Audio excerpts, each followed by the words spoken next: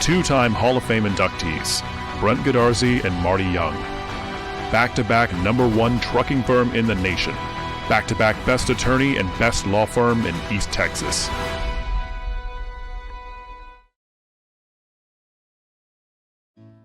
Crowley Funeral Home has been serving families in Gilmer since 1883.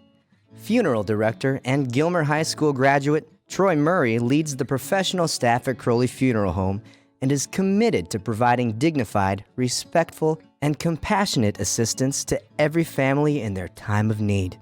Crowley Funeral Home feels strongly about maintaining high standards of excellent service while still keeping prices affordable. At Crowley Funeral Home, we treat your family as our own. Gilmer National Bank is your hometown community bank, serving people in East Texas for over a century. We are your neighbors, friends, and partners in making this a great place to live. Our employees make us a special place to do business. We are there for you when you need us. Come by and see us and find out what makes people say, "That's my bank." Gilmer National Bank, an equal opportunity lender and member FDIC.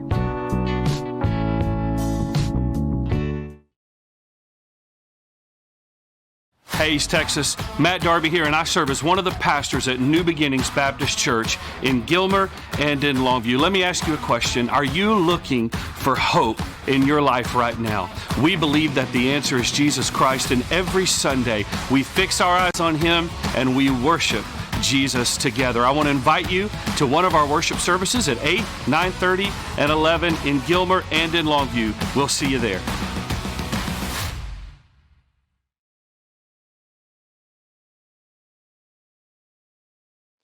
Good evening, ladies and gentlemen, and welcome to Atlanta, Texas, here where your Gilmer Buckeyes get ready to take on the Atlanta Rabbits. I'm Todd Robinson, your host for tonight's pregame show, along with the voice of the Buckeyes, Jeff Rash. And Jeff, it is a long way to Atlanta. We are on the visitor side. We are set up in our kind of now, I guess, traditional away tent. This is the third away game in a row. Shout out to the cross-country team. Absolutely, to the cross-country team. And everybody, we warned you about the Atlanta game coming into tonight all season, that Atlanta is really going to be the place where we have probably the most challenges in terms of broadcasting. That's been the case. We have about 100 yards of extension cord running back to a shed. That we hope somebody don't turn off or trip over, or a squirrel eats through one of the, I mean, it's through the woods back there. But Little Red Riding Hood's house. Yeah, but hopefully we will have a broadcast. We were about 9 minutes away from the kickoff, Jeff, and we expect a great game here tonight. The Buckeyes getting back to full health, namely with the two big seniors that are coming back tonight. Let's start with Dylan Fluellen, who's been a starter on this team since his sophomore year. Missed the first two games. He's back tonight, and we expect him to make a huge difference. Yeah, for sure. Dylan is a playmaker. He is definitely one of the leaders. You're going to hear his name probably quite a bit tonight. Number 14. Number 14. You're going to hear that quite a bit on the receiving side of the ball, also in the secondary. So that's a big win for the Buckeyes tonight, having him back in the lineup. And Bryce Jimerson, the big defensive lineman. I don't think lineman. Bryce is going to be back tonight. Yeah, he's the rumor. I think he is available, but I don't think he will play. Which is probably, if they don't need him, they probably won't use him. Yeah, and given the job that defensive line has done, and Big Matt Burton and those guys up front, I don't think they will need him tonight. But the Buckeyes getting back to full health, looking to hit on all cylinders tonight. It's so great to have beautiful weather. We're about 78 degrees. We're at about 175,000% humidity, and it was quite a chore for us to come over and just get everything set up, but we have beautiful weather tonight as the Buckeyes get ready to take the field. And so, Jeff, we are looking forward to this, and very much as the Buckeyes take the field. And we will have these as what a great move that the Gilmer Buckeyes line up one by one to give a fist bump to all of the first service providers that are on the field. And that's just a classy act by these Gilmer Buckeyes, and you probably expect nothing less from an Alan Metzel-led team, where these Buckeyes line up one after the other and fist bump all of the first responders at midfield as they come onto the field. So just a great move. It's just awesome to see those young men be able to do that and pay their respects. And Coach Metzel leading his team in the way that you would expect to be led and make the Buckeyes proud at home. We know we've got a whole army of Buckeyes at the house. We want to say a special shout out to Coach Metzel's brother and my friend. We call him Neil, but now he's known as Colonel Matthew Metzel, stationed in Japan, the United States Army. And we want to say hi to all the Buckeye fans out there, Pat and Beth Camp. There's so many people that are out there all over the world, Jeff, listening to us tonight with this COVID virus.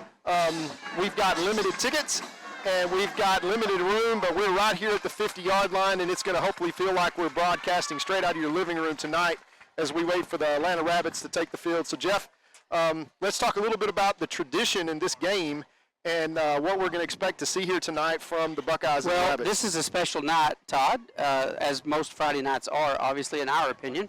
But tonight's kind of important because these two teams have met 52 times, Joe was telling me earlier tonight before the broadcast. And let me guess, 26-26. Tonight it's a tie, 26-26. Now, the Buckeyes have a 14-game winning streak over the Atlanta Rabbits, which goes all the way back to 2003. And I don't know if you remember that game. I do. Mount Pleasant, Texas, 2003. Yeah. They had two of the best fullback, tailback combinations, I've ever seen.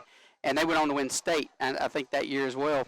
And so that was the last time that the Atlanta Rabbits beat the Gilmer Buckeyes. And we have played them 13 times just since 2010. So these teams meet a lot. They meet every year and sometimes multiple times a year. It's always, we say this every year, it's a track meet when these two teams meet on the field, because Atlanta has a great track team. They're very quick. They're very fast. Their offensive set tonight's going to be a multiple set. You're going to see a lot of different looks. They run a 4-3 primarily on the defensive side of the ball. And, they have played a tough schedule. Now, a lot of people in town are like, oh, this will be a cakewalk tonight. They're 0-2. They got beat by Dangerfield. It's Atlanta. Let me tell you something. Atlanta's we're ranked like fourth in pigskin prep, I believe, right now in 4A Division II. They're ranked 20th in Division I 3A. But keep in mind, they played Dangerfield, who a lot of people think are going to win the state championship. Yeah, they think they're going to win the whole thing. They're ranked in the top 5. Then they played Paul Pewitt, who was coming off of last year's state championship team. So they've played some really good football teams, and they actually had Dangerfield beat 6-0 in the fourth quarter, and Dangerfield came back on them late in the fourth quarter and won 16-6. It was kind of a freak deal. So this is a good football team. I'm going to tell you, there's a lot of athletes. You and I were walking by the team while they go on the way in the stadium. I was scared. I felt bad about myself. I mean, they've got some really good-looking athletes. They're fast. They're athletic. They always come to play Gilmer hard. So expect a good football game tonight for sure. They're not going to let you down. A few stats. Gilmer, this is pretty interesting. Gilmer's offense is averaging 451 yards per carry this year so far, which is pretty darn good. And this is what's really cool, Todd. Listen to this. 112 offensive plays so far from the line of scrimmage. 44 of those were passing attempts, and 68 of them rushing attempts, which means that our passing percentage right now is only 39%, which is a little untraditional for Buckeyes. But here's the deal. You said it in week 1 and week 2. You do what works. That's right. And when you got a quarterback like BT that can run just as well as he can throw, why not run the ball? And that's what you're seeing so far this year. So 39 to 61% rushing, which is, I think, a very interesting stat because we're usually way more balanced right there. So we're averaging 282 yards in the air, which is 63% of our game, and 169 yards on the field. So, Jeff, I think we're going to have our national anthem here, so we will kick over to our cameras to show our national anthem and hear the Atlanta band play this.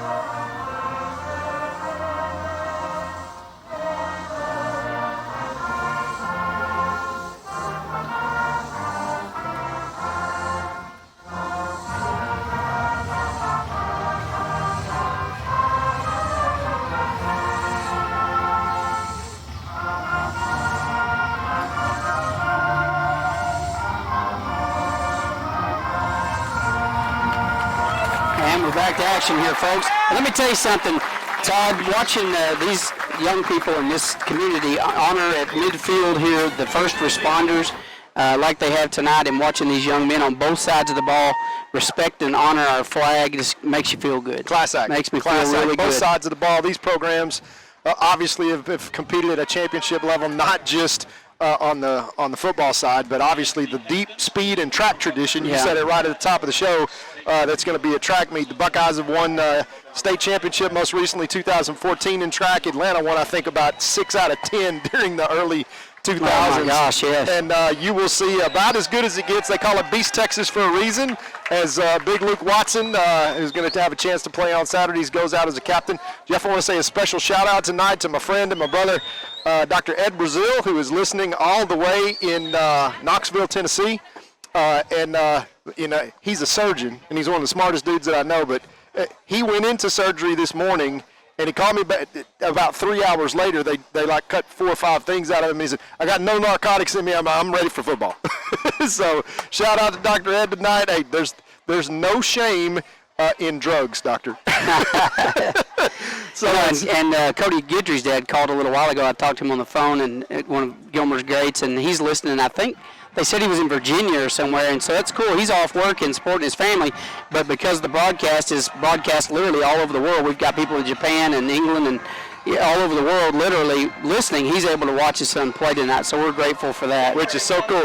So we win the toss, and we have gotten to receive, which is traditional as we get ready to pitch things back down to the field. Yeah, we like getting the ball first for sure. Yeah, and I'll tell you what, this offense hitting on all cylinders, Jeff, and the way that the defense had played last week, a huge win that we pulled off against the Henderson Lions. That was an awful start, Jeff. In the first 2.5 minutes, Henderson scored 2 touchdowns, an onside kick, and then the first play from scrimmage, we kicked it, the snap, and got returned for a pick 6. So 2 minutes into the game, we were down 14-0. Came back by the second quarter, led 15-14, and never trailed again. But the way that defense played, Jeff, that black flag, -2 total yards against Henderson in the second quarter, -12 in the third quarter, which was just a huge shutdown. And so these Buckeyes, who played great against Gladewater offensively, played great against Henderson defensively, looking to put it all together tonight. All right, Buckeye kickoff return team makes their way out to the field. And here comes the kickoff team for the Atlanta Rabbits, and they are geared up and ready to go, Todd. Don't think these guys didn't come here ready to play tonight. These guys came here with a Buckeye victory hanging on the wall. I'm telling you, they came to play, so don't look at that 0-2 record and think, wow, going to be a boring game. Atlanta comes to play every time they come to play the Buckeyes. Every time anybody in East Texas plays the Buckeyes, it's their Super Bowl. It's their state championship. Yeah, so they're going to play out of their minds, ready to go. So Atlanta Rabbits getting ready to kick off to the Gilmer Buckeyes. And we're going to get the offense unit on the field first. Here's the kick, and Friday night is officially underway. Ball fielded at the 33-yard line. Going to be a short return and that was none other than number 14, I think, on that return. That was Dylan Flurellen. Yeah, and you can tell. We told you earlier, you're going to hear that name a lot tonight. Yeah, and for those of you who remember Dylan being a little skinny kid, that's the same Dylan at number 14. Jeff, he's probably 6'2", 210 pounds. He is a big boy, and when he is on the outside, he demands a double team, which means that, from Mason Hurt to Jaden Griffin, who else are you going to double? As you got a wealth of riches offensively for the Buckeyes. Let's see what BT does here on first down. All right, from the shotgun, good snap. Handoff number 2, Griffin around the right side, and he's running hard. Gets down to, looks like the first down marker. He will pick up a Buckeye first down after a 12-yard run. Yeah, JG getting that speed on the outside with that jet sweep, and that's typical for a Buckeye first play. Trying to stretch that defense sideline to sideline, playing quick and making fatigue their friend. Twin receivers on both sides of the ball. Smith goes out in motion. BT pulls up, fires one across the middle. It's caught. Headed to the house. Can he beat him? No. Down on the 5-yard line. That's number 2, Jaden Griffin, on the reception. Yeah. They worked on that play a lot this week in practice. That fakes the screen out, and BT just throws a frozen rope out to Jaden. He takes that one all the way down. Second play from scrimmage. That goes for over 50 yards down inside the 10. First and goal, Buckeyes. One back in the backfield. It's Smith. Handoff to Smith. Breaks one tackle, cuts up the middle, and did he get there? He is on the half-foot line. He is really close. He did a good job breaking out of that first tackle. Should have been a loss of 2, and he does a great job, second effort, and getting down to the goal line. Yeah, Jaden comes out. Number 5 for the Buckeyes comes in. It's Jed Jones, the defensive player of the week last week, by the way. Jed did a fantastic job, hustle so hard, and look for the massive jumbo package here to punch it in for the Buckeyes. All right, BT in the backfield by himself in the shotgun. Griffin goes in motion.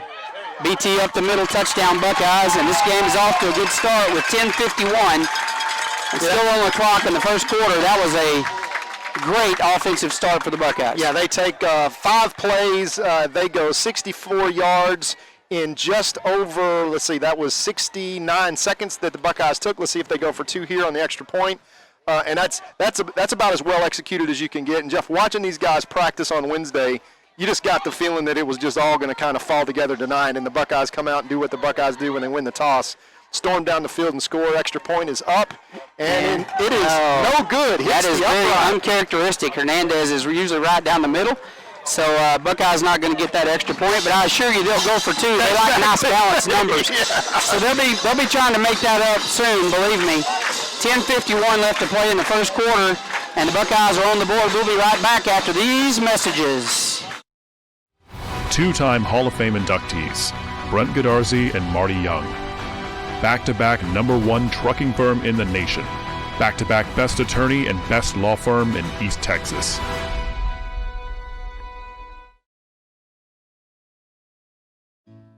Crowley Funeral Home has been serving families in Gilmer since 1883. Funeral director and Gilmer High School graduate Troy Murray leads the professional staff at Crowley Funeral Home and is committed to providing dignified, respectful, and compassionate assistance to every family in their time of need. Crowley Funeral Home feels strongly about maintaining high standards of excellent service while still keeping prices affordable. At Crowley Funeral Home, we treat your family as our own. And back the action as the Buckeyes take 69 seconds to go 64 yards for their first touchdown of the night. And now Hernandez will kick off for the Buckeyes. Over to the voice of the Buckeyes, Jeff Rash. All right, here's Hernandez. It's a short pooch kick, high kick. Going to be fielded on about the 26-yard line. And look at this, found a gap and luckily tripped up right at the last second. Otherwise, he would have been off to the races and possibly a score on the return. Great field position on a great return there. They're going to set up camp on the Buckeye 47-yard line, 1st and 10. Yeah, that's about as good as it gets, Jeff. And of course, they're going to alternate in with quarterbacks. Number 4 is the young sophomore. He is the running quarterback. He doesn't throw very well, but he is a heck of an athlete. About 6'2", right at 200 pounds, 4.5 legit speed. Atlanta. Athletes grow on trees around here, folks. They don't call it Beast Texas for a reason. They stack it out to the right. He's dropping back to pass, fires one into pretty heavy coverage, and there's Dylan Fluellen to break it up, along with 2 or 3 other of his good closest friends. Yeah, Dylan with 2 weeks of bottled up hostilities. He hasn't gotten to play. Yeah, listen, he's sitting back there in that safety position. I'm going to tell you something. He's going to hurt some. There's going to be some child abuse happening here tonight.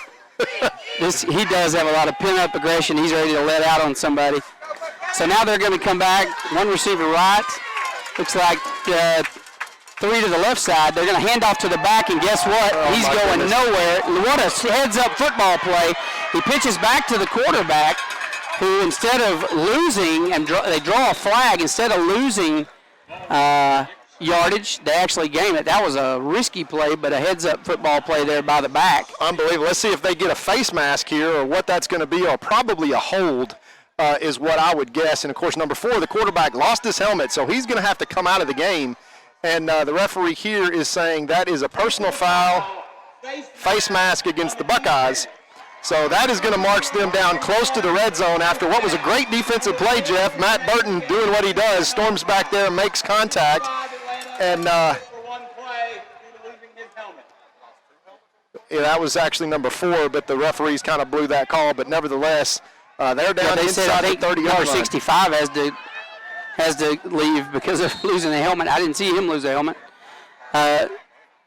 So number 4 is staying in the game. quarterback. He's got one back in the backfield with him. We got two receivers wide to the left, one man in the slot. Here's the snap. Quarterback keeper on the left side. Trying to get to the outside. It's broken up. Look at this defense. Now a fumble on the play. Now they're going to call it dead. I believe that was Luke Watson that got him, if I'm not mistaken. You know, as an outside linebacker, Jeff, that is as good as you can play that quarterback sweep. You see him scrape, and as soon as he sheds that blocker, all of a sudden it's another. Let's see, look at the loss on this play, Jeff. We're talking about a 16-yard loss on the play, or excuse me, a 14-yard loss on the play. So Atlanta goes from 1st and 10 to 2nd and 24 now, and that's just all about the athleticism of big number 10. I wouldn't run that play to his side at all. He did a good job of fighting off his block and scraping to the outside, running him to the line of scrimmage, and then breaking through and grabbing him. Here's another handoff up the middle. Found a little bit of a hole. Gained a few positive yards, probably about 5 or 6 on the carry. It's going to bring up 3rd and 20. Once again, Luke Watson scrape. The running back cuts it back up into the hole. He makes the stop for a 2-yard gain, brings up 3rd down and 20 now, Jeff, as you say, from the Buckeye 35-yard line. This is likely 4-down territory here for Atlanta. Already down 6-0. 9 minutes left here in the first quarter. For all you Buckeye fans that have told us out there that hey, we've heard you and we need more information on the clock, we're going to try to announce that. That's going to be your job, so people will blame you if it doesn't happen. Handoff up the middle. Good blocking up front by the Rabbits, and look at him make the cut to the outside. He's to the sideline, does a little stutter step trying to get around it, and he's brought down by Smith, but he picks up a 1st down. What a great run right up the middle, where the Buckeyes are normally very selfish. Yeah, that's number 5, picks up the 1st down, and just can't grab a hold of that quick little back. Of course, he is just an absolute speedster, as so many of these Rabbits are, and you don't call them Rabbits for nothing. That looked like a rabbit right there. They're properly named for sure. That's number 5 from Mark Skinner, the guru at the housekeeping stats. We'll try to do a better job, Mark, on the numbers for you. All right, quarterback keeper up the middle. He's got room, might get to the house, and he's going to score. And on the legs of number 4, the quarterback, they scamper to the end zone, and they have tied the score with the Buckeyes with 8:17 left in the first quarter. Yeah, you can see the speed, Jeff. If it's number 5, if it's number 4, if you're going to get penetration, you better bottle them up, because if you give them an inch, they'll take a mile once they get to that second level. And just like you said, Jeff, 0-2 means absolutely nothing when you've got athletes that can do what those two just did on those 2 plays. Remember, the Buckeyes were 2nd down and 20 as the extra point is up and good, and the Rabbits take a 7-6 lead as they answer with 8:17 left here in the first quarter. We'll be right back after these messages.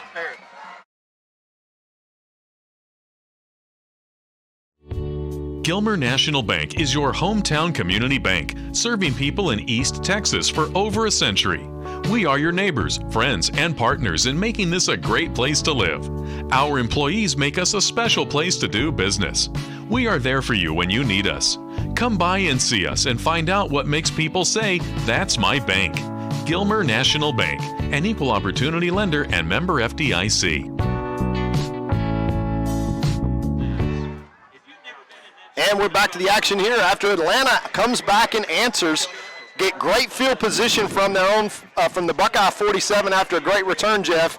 And now with 8:17 left, each team has exchanged touchdowns, with the difference being the 1-point extra point. Hernandez's extra point for the Buckeyes bounced off the upright, and Atlanta manages to convert, and they've got a 7-6 lead, and now get ready to kick back off to the Buckeye offense, which started this game simply red hot. They took 4 or 5 plays and went straight down the field. In 2 plays, they were inside the red zone.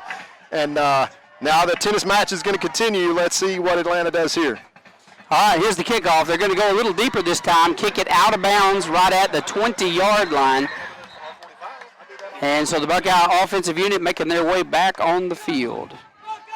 Now they're going to have excellent field position here, I think, from the 40-yard line. Or it'll be the 30-yard line, I'm not sure. We'll see where this is spotted.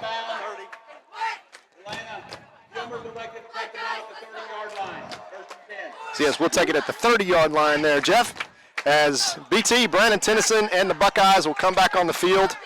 Boy, there's just a lot of weapons out there. I mean, there's just a lot of athletes on the field tonight. Yeah, if you're Tennessee, you're kind of like, who do I want to throw it to?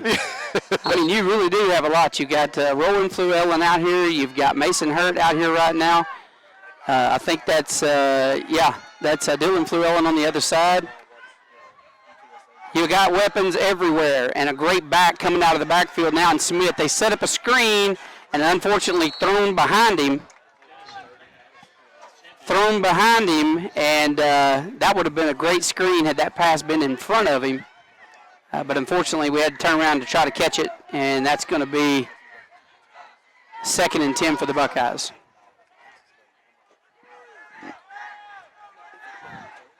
All right, here's the snap. There's one out, intended for Mason Hurt, just overthrown just a little bit.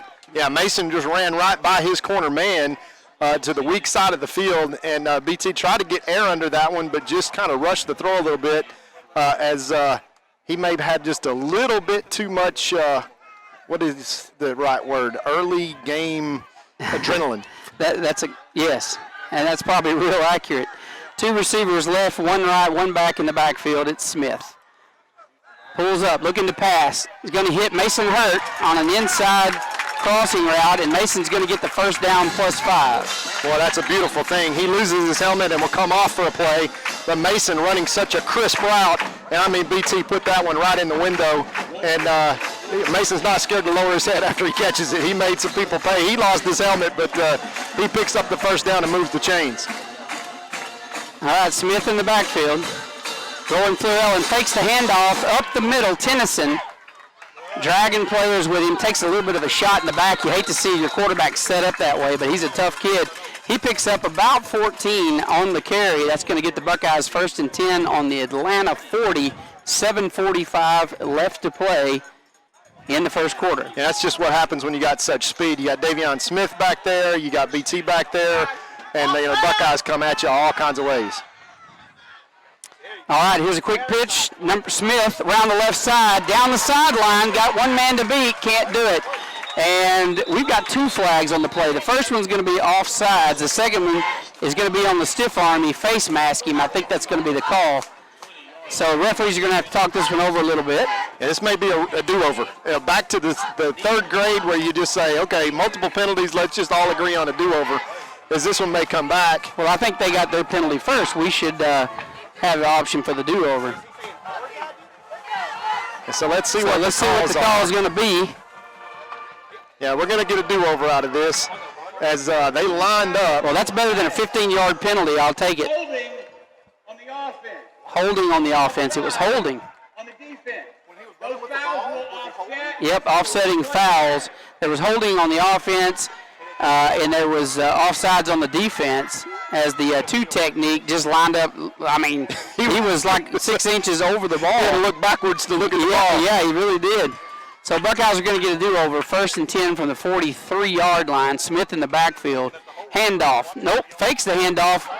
Pass complete to number 17, Rowan Fluellen, and he gets the first down. Yeah, it's just a bullet. I mean, BT is just, those are frozen ropes that he's delivering, and those are just right in a little box for those receivers. Hits them right between the numbers. Moves the chains once again for the Buckeyes. 2 receivers left, 1 to the right. Handoff to Smith around the right side. He's headed to the house, not going to make it. Forced out of bounds. Big first down play there by the Buckeyes as they are putting on an offensive clinic tonight. Yeah, and Devion can fly. When he takes that handoff, he's to the 2nd level, and then all of a sudden everybody's playing chase number 3. And that's going to bring up 1st and goal for the Buckeyes.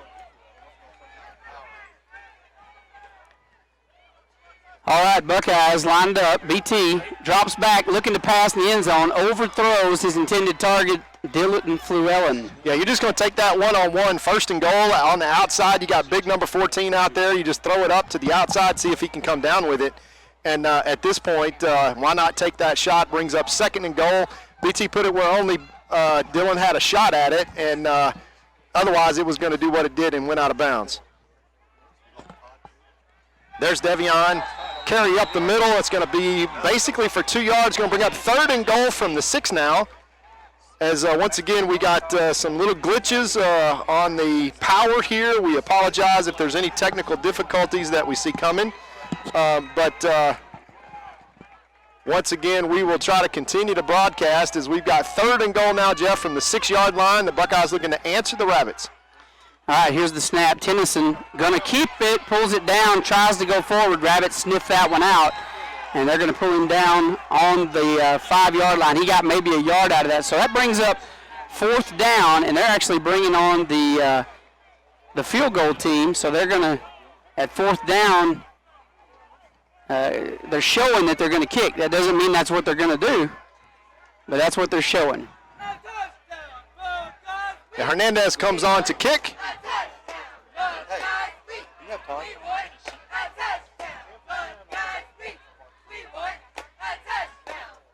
And here's the snap. Hold is good. Kick is up. Kick is good, and the Buckeyes regain the lead 9-7 with 5:54 left. Jeff, you think the Buckeyes will want that possession back as they had a couple of little hiccups inside the red zone, but come away with points anyway. We'll recognize a few words from our sponsors and come right back.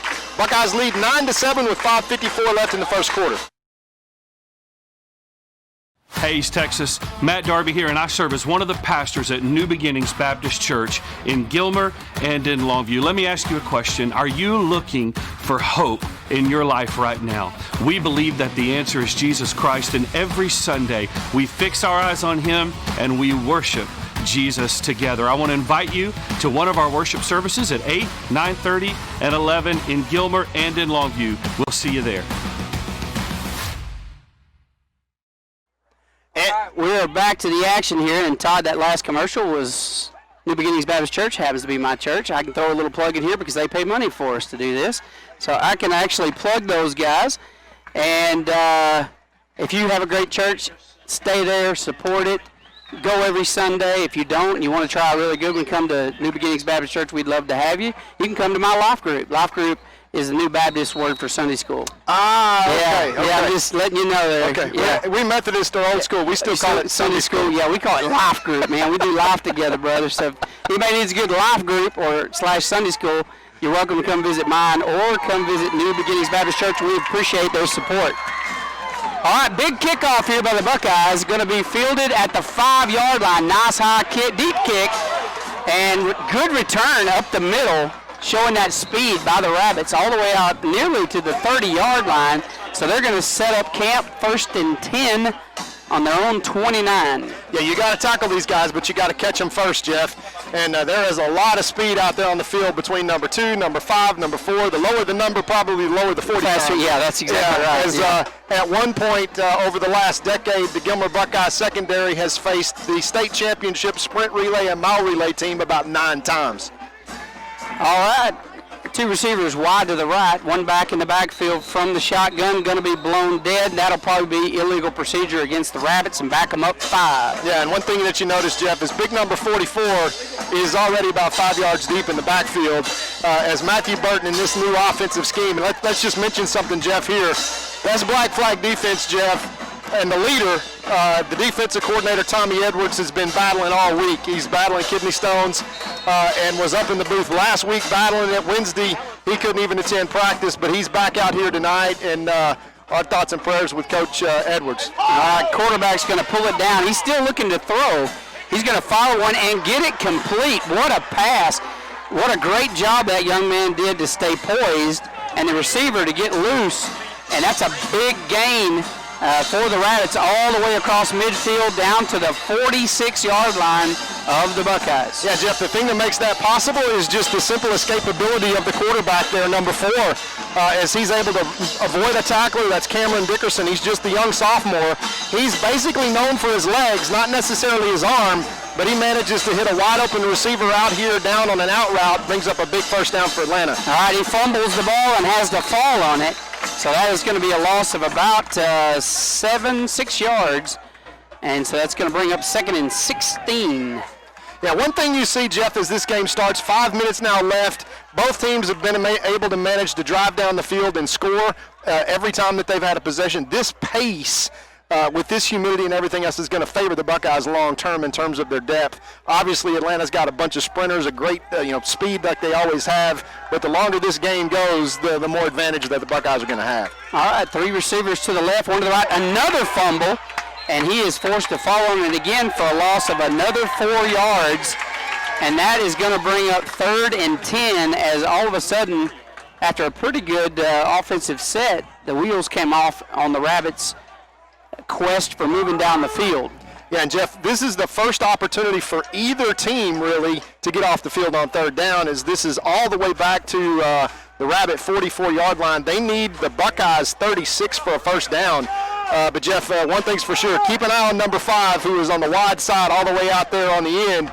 Jaden Griffith is out there on him, and you better tackle number 4 and find number 5. They're evenly matched out there wide, speed for speed. Quarterback drops back, rolls to his left. He has to throw it, and he is clobbered, and I do mean clobbered, by Luke Watson. And that's the child abuse we were talking about earlier. That is literally illegal in 6 states. Well, Texas is not one of them. Yeah, and Luke Watson just covers him like a blanket, takes him to the ground, and that young man's grandmother is not happy with Luke Watson. Well, I can tell you, Luke is a big boy, Jeff, and he can also run. With all the speed that Atlanta has, they're not going to get outside when they run to Luke's side. And I don't know why they don't find number 10 and run the opposite way, is now they're going to be forced to punt and give the ball back to the Buckeyes. It's a bad snap. They're lucky to get this one off. But it is a great punt. And fumbled on the punt, and guess what? It's still loose, and I think Atlanta may have this. As we reached forward for a catch that we probably should have left alone. If we could have go back in time, we'd have certainly left that one alone. Yeah, that's a self-inflicted wound there. Cody Guidry comes up the field and is just a little bit short, and it short hops him, and now Atlanta's got the ball deep in Buckeye territory. That's just like converting that long first down in forever now. Yeah. So on the turnover side, the Buckeyes once again kind of shoot themselves in the foot here in the first quarter. 3 minutes left. They lead 9-7. But the Buckeye defense, who did a great job that last series, pushing Atlanta back, forcing them to punt on special teams, turn it right back over. And Cody wishes he had that one back. Maybe you would have. It was right in between. Well, the thing about Cody is he doesn't play scared. I mean, he ain't scared to come charges He's not scared to come after a ball, for sure. And the defense just needed a little more practice. So here we go. And I believe they'll step up to the plate here. Number 5 around the right side, headed to the house, and he's going to score. Yeah, that is just sheer speed there by number 5. As you got 2 Buckeyes that kind of flag on the play. Celebration in the end zone, I think, is what that's going to be. Yeah, that's going to be illegal celebration there on Atlanta. But you see the speed, Jeff, as number 5 just ran right by the angles, and you don't normally see that with the Buckeyes. But nevertheless, this is going to be a touchdown and happens after the play. Let's see what the call is here by the referee. Touchdown. Yeah, the play is a touchdown. Unsportsmanlike conduct they call it taunting.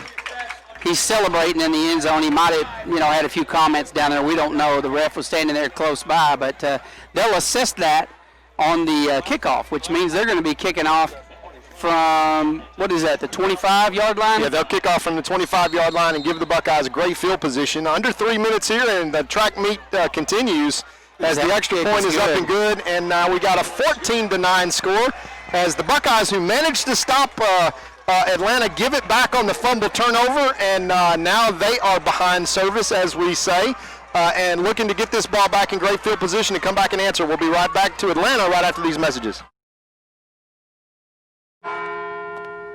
At Farmers Insurance, we've seen almost everything, so we know how to cover almost anything, even a rock and wreck.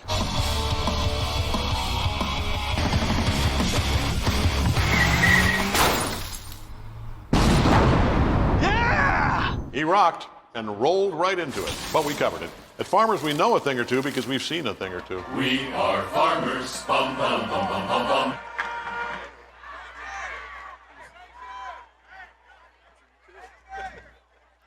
If you need some insurance, folks, go see Janet Gage. She's been supporting us now for several years. We appreciate her sponsorship.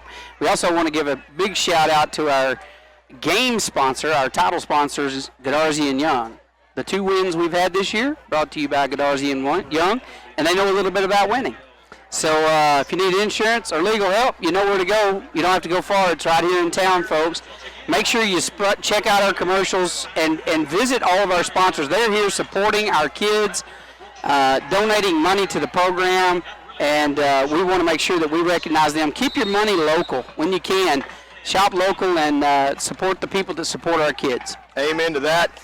As the Buckeyes are going to have great field position. Atlanta with 2:51 now with a 14-9 lead over the Buckeyes. Get ready to kick off, but from their own 25. All right, here's a high pooch kick, going to be fielded on about the 37-yard line by number 4, Guidry, up the middle, lowers his head, and just drives for 3 more yards than he should have got. And great effort there by Guidry. Yeah, and he only knows one way to play, Jeff, and that's straight ahead. Gives the Buckeyes 1st and 10 from the Atlanta 47 inside of Atlanta territory. And this offense that stormed down the field and to a 1st and goal, but was unable to convert, only got away with a field goal on the last drive. Comes back 1st and 10 with great field position from the Atlanta 47-yard line. Let's see if BT and the Buckeyes can keep it rolling here. All right, Choice now in the backfield for the Buckeyes. He's going to get a series here. Got a snap. BT picks it up, drops back, fires across the middle, complete to Mason Hurt. And what a catch by Mason Hurt. He takes a shot, and he's slow to get up. He got hit right in the back. He got nailed, but how did he hold the ball? Well, he knew he was going to get hit anyway, and Mason is so unbelievably tough. He's the backbone of this whole team, and he moves the chains, and that is a fantastic catch there by Mason. I'm going to tell you something. I would lay there till tomorrow morning. You wouldn't even get me up. Don't bring a stretcher. I'm done. Just bring you a pillow. I'm done. Just y'all wake me up in the morning. I'd still be crying. My mother would be down there. It'd be awful. He's a tough kid, I'm telling you. Yeah, and something that you may see here as the night progresses, Jeff, we still got 2 minutes and 35 seconds left in the first quarter. And first of all, the first time that the Rabbit has gone down at cornerback and with a cramp. As we have a TV timeout, let's take a quick timeout and recognize a few of our sponsors and come right back. 2:35 left in the first quarter. Atlanta leads 14-9. When tragedy strikes, you don't want to be in a position where you're second-guessing your lawyer's ability or the resolve to get you fairly compensated. When you hire Godarzi & Young, you know you're hiring a law firm that has nationally ranked settlements and verdicts. We have over 2 decades of experience holding 18-wheeler companies accountable for their negligent action. Don't make the mistake of hiring anybody else. Hire the best. Hire Godarzi & Young.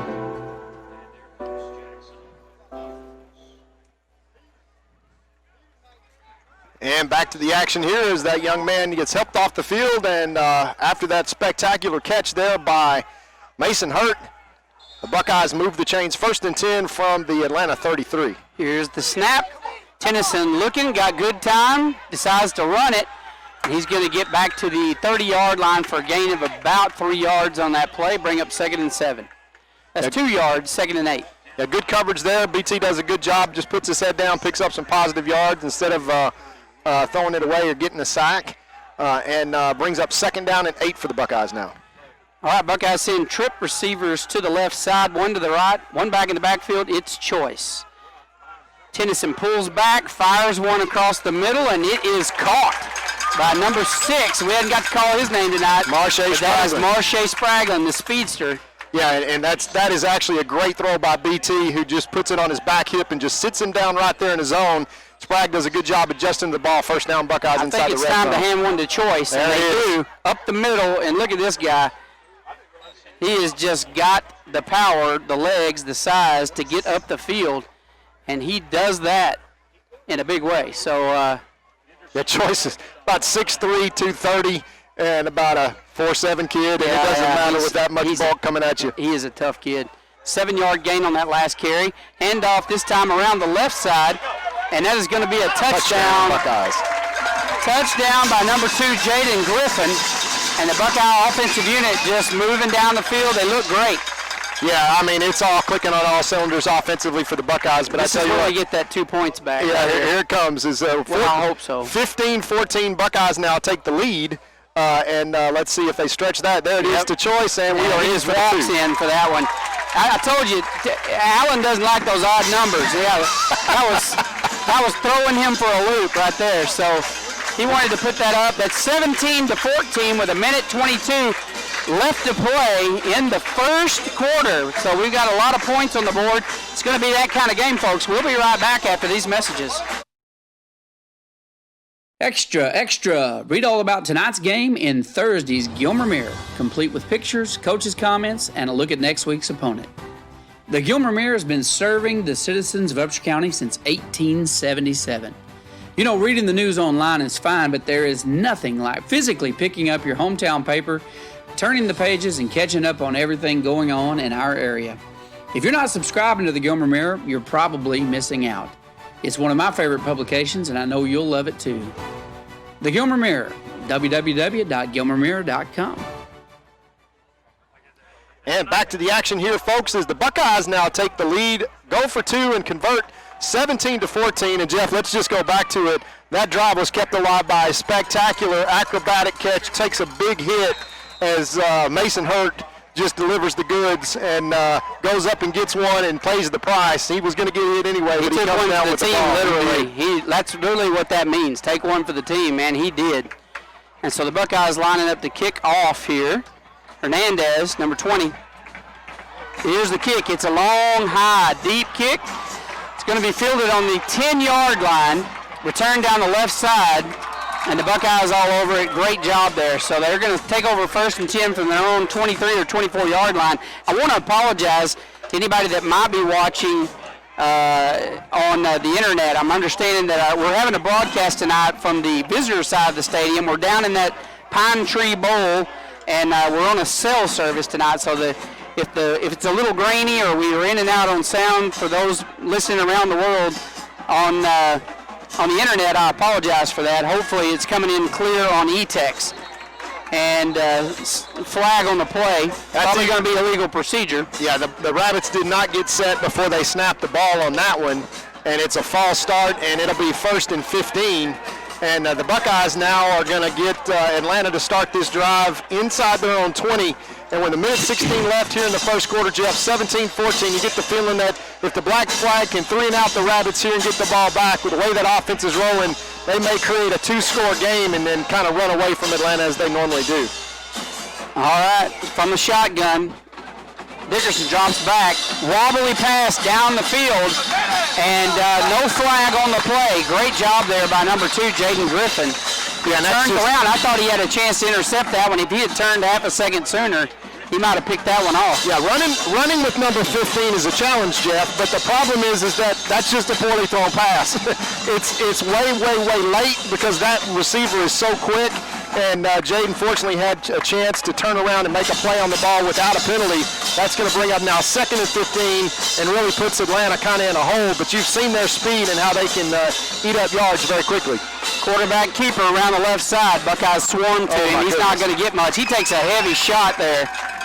Yeah, that's number 4, Cody Guidry, who made him pay for going kind of bootleg naked around the left end.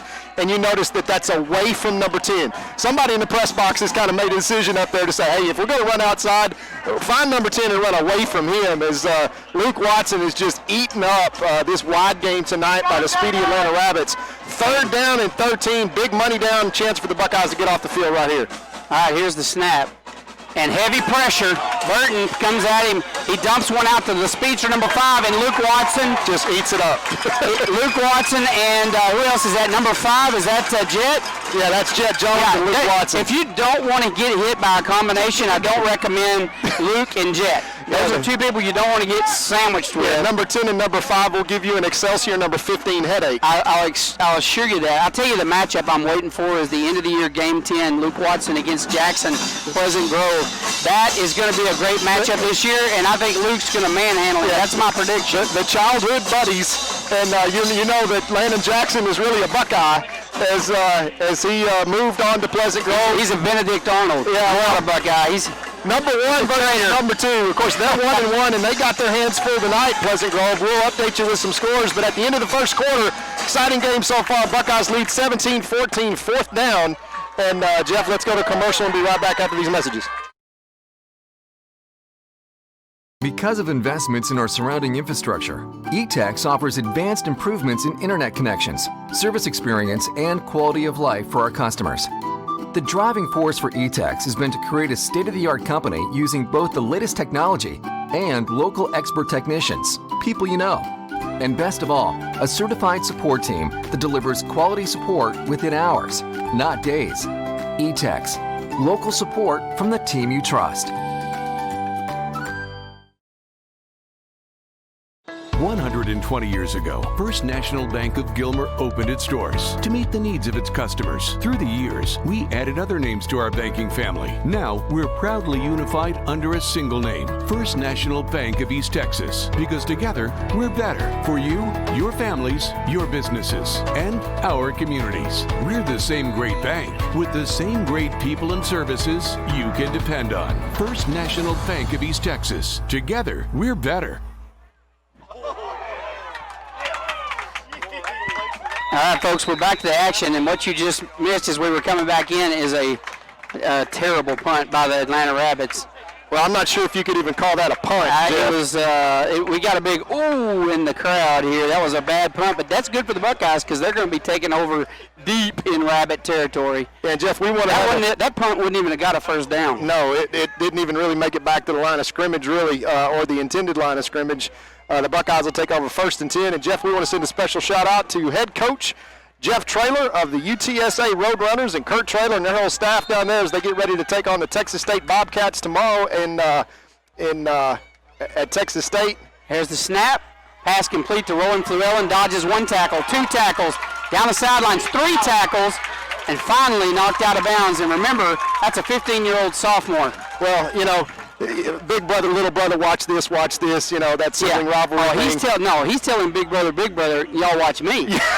Believe me when I tell you that. I know that young man very well. He's not intimidated by big brothers, and I love it. 2 backs in the backfield, handoff, around the right side, and we're going to get in the end zone. Number 2, Jaden Griffith on the score, and we do. We want to wish Jeff Traylor and Kurt and that whole crew down there the best tomorrow.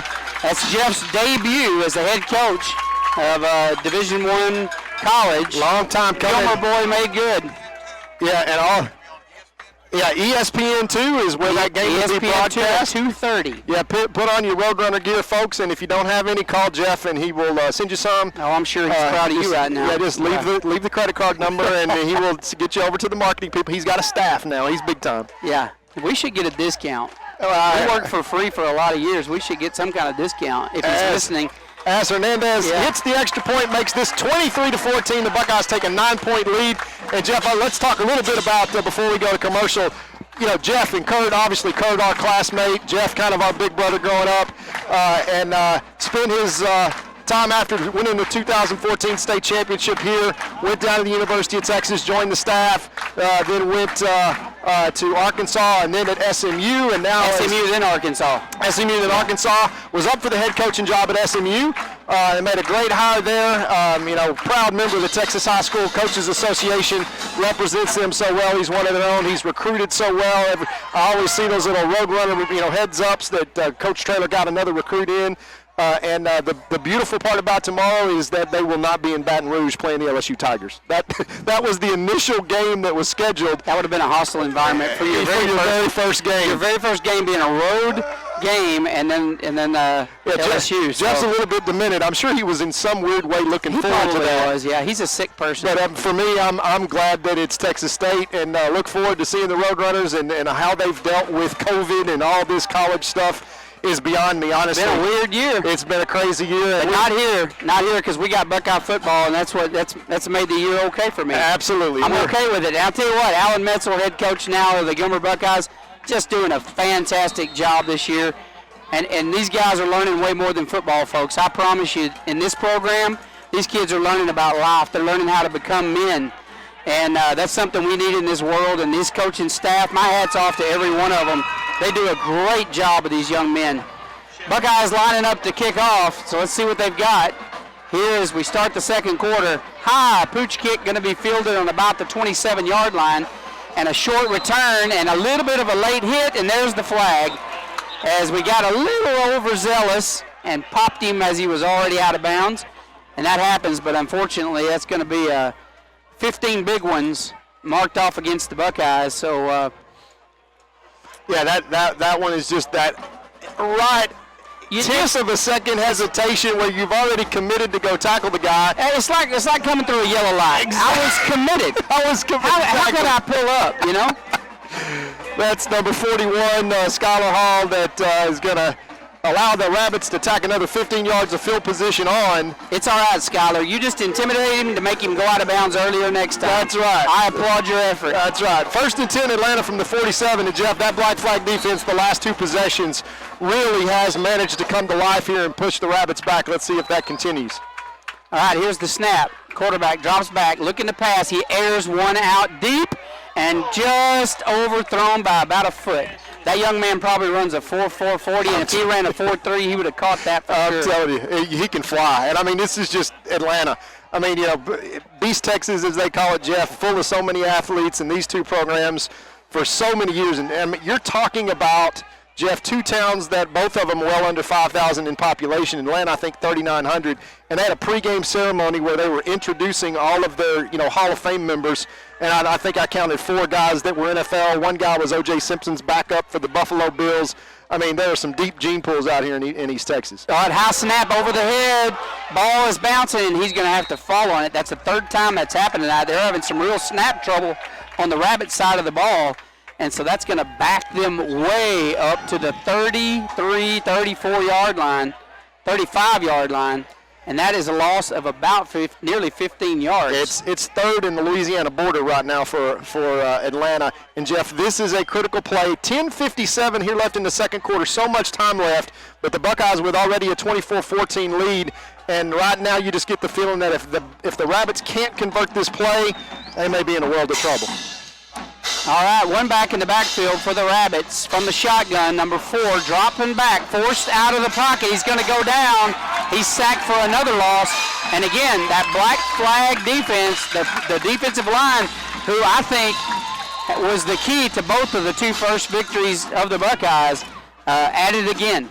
Yeah, number 4 is down. That's their quarterback. But Tristan McKeon made that play. And that's T-Mac. Well, yeah, he's mad T-Mac. at me. He's mad at me for nicknaming him last week, but I think his mother liked it. His mother liked it. Well, that's all that counts. Tristan, when you're watching this tomorrow, when you make great plays, man, you get called names. That's all I can tell you. But for those of you that haven't listened to the broadcast over the last 20 years, Todd likes to give unauthorized nicknames to children, and sometimes their parents like it, and sometimes they don't. Well, right now, Tristan doesn't like it very much, but Mom likes it. Mom likes it. Hey, if Mama ain't happy, nobody's happy, and Mama's happy, so I'm okay. That's the reason you can't go to Walmart anymore. Or out in public, at least during the day. But we've got an injured player down. That is their quarterback, Jeff, and he is such a talented athlete. And he reached back because he didn't want to fumble that ball, and I think it's a cramp. And he is going to hobble off. Now, their backup quarterback is a good quarterback. He's the senior, the coach's son. But obviously, he can't run like number 4, that young sophomore. But he's a different kind of quarterback. He's more of a pocket quarterback. Much better passer. He can throw the football down the field. So number 17, Ro Fluellen, stands at midfield once again to give the Buckeyes great field position. And, Jeff, it's just like I said a second ago, and I wasn't trying to be prophetic. But right now the Buckeyes have the Atlanta Rabbits on the ropes and really can just kind of run away and hide right here if they get this punt and the offense continues to do what they've done. Yeah, it's like 4th and 35. It's a high punt, and it's going to land on the 48-yard line and bounce out of bounds. So Buckeyes are going to come take over with great field position once again, and they're going to set up shop. So here it comes, Jeff. Number 11, BT out on the field, and number 14, wide side of the field with Mason. Oh, now Mason's going to send him back to the other side of the field. This is the opportunity right here where the Buckeyes like to take a shot. They got the Atlanta Rabbits on the ropes, 10-13 left here to play in this 2nd quarter, but leading 24-10. And the opportunity to strike and strike quickly. Don't be surprised if here in about 30 seconds the Buckeyes have another touchdown. Yeah, I can feel something deep right here. I'd like to see something deep, but and we're not the only ones. Timeout by Atlanta Rabbits, and I think their coach kind of knows that this is what's coming. And look at BT. BT's going, oh man, we had just what we wanted. And right now we're going to want to take a quick second to recognize more of our sponsors. We'll be right back after these messages. 2-time Hall of Fame inductees, Brent Godarzy and Marty Young. Back-to-back #1 trucking firm in the nation. Back-to-back best attorney and best law firm in East Texas.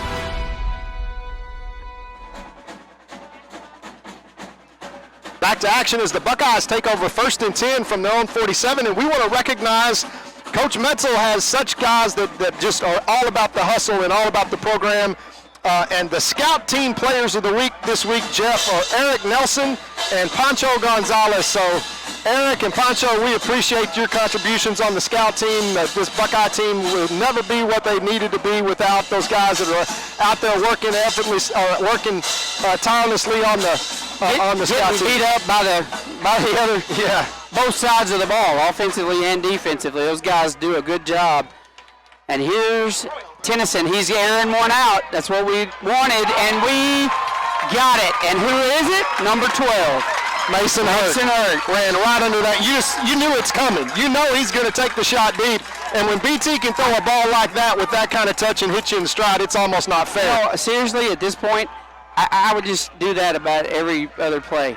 I mean, we've got so much speed and talent and hands, and BT's throwing the ball so well. I just think it'd be a great strategy, but I've learned that Allen don't care what you and I think. Fumble on the play, and I'm afraid Atlanta recovers the fumble. After the big play, Atlanta comes back and gets a second turnover for the Buckeyes, so another bad snap that BT is unable to fall on, and another lost opportunity. Right, Jeff, when you thought that the Buckeyes are just going to run away and hide, they shoot themselves in the foot for the second turnover of the night and don't really grab a hold of it.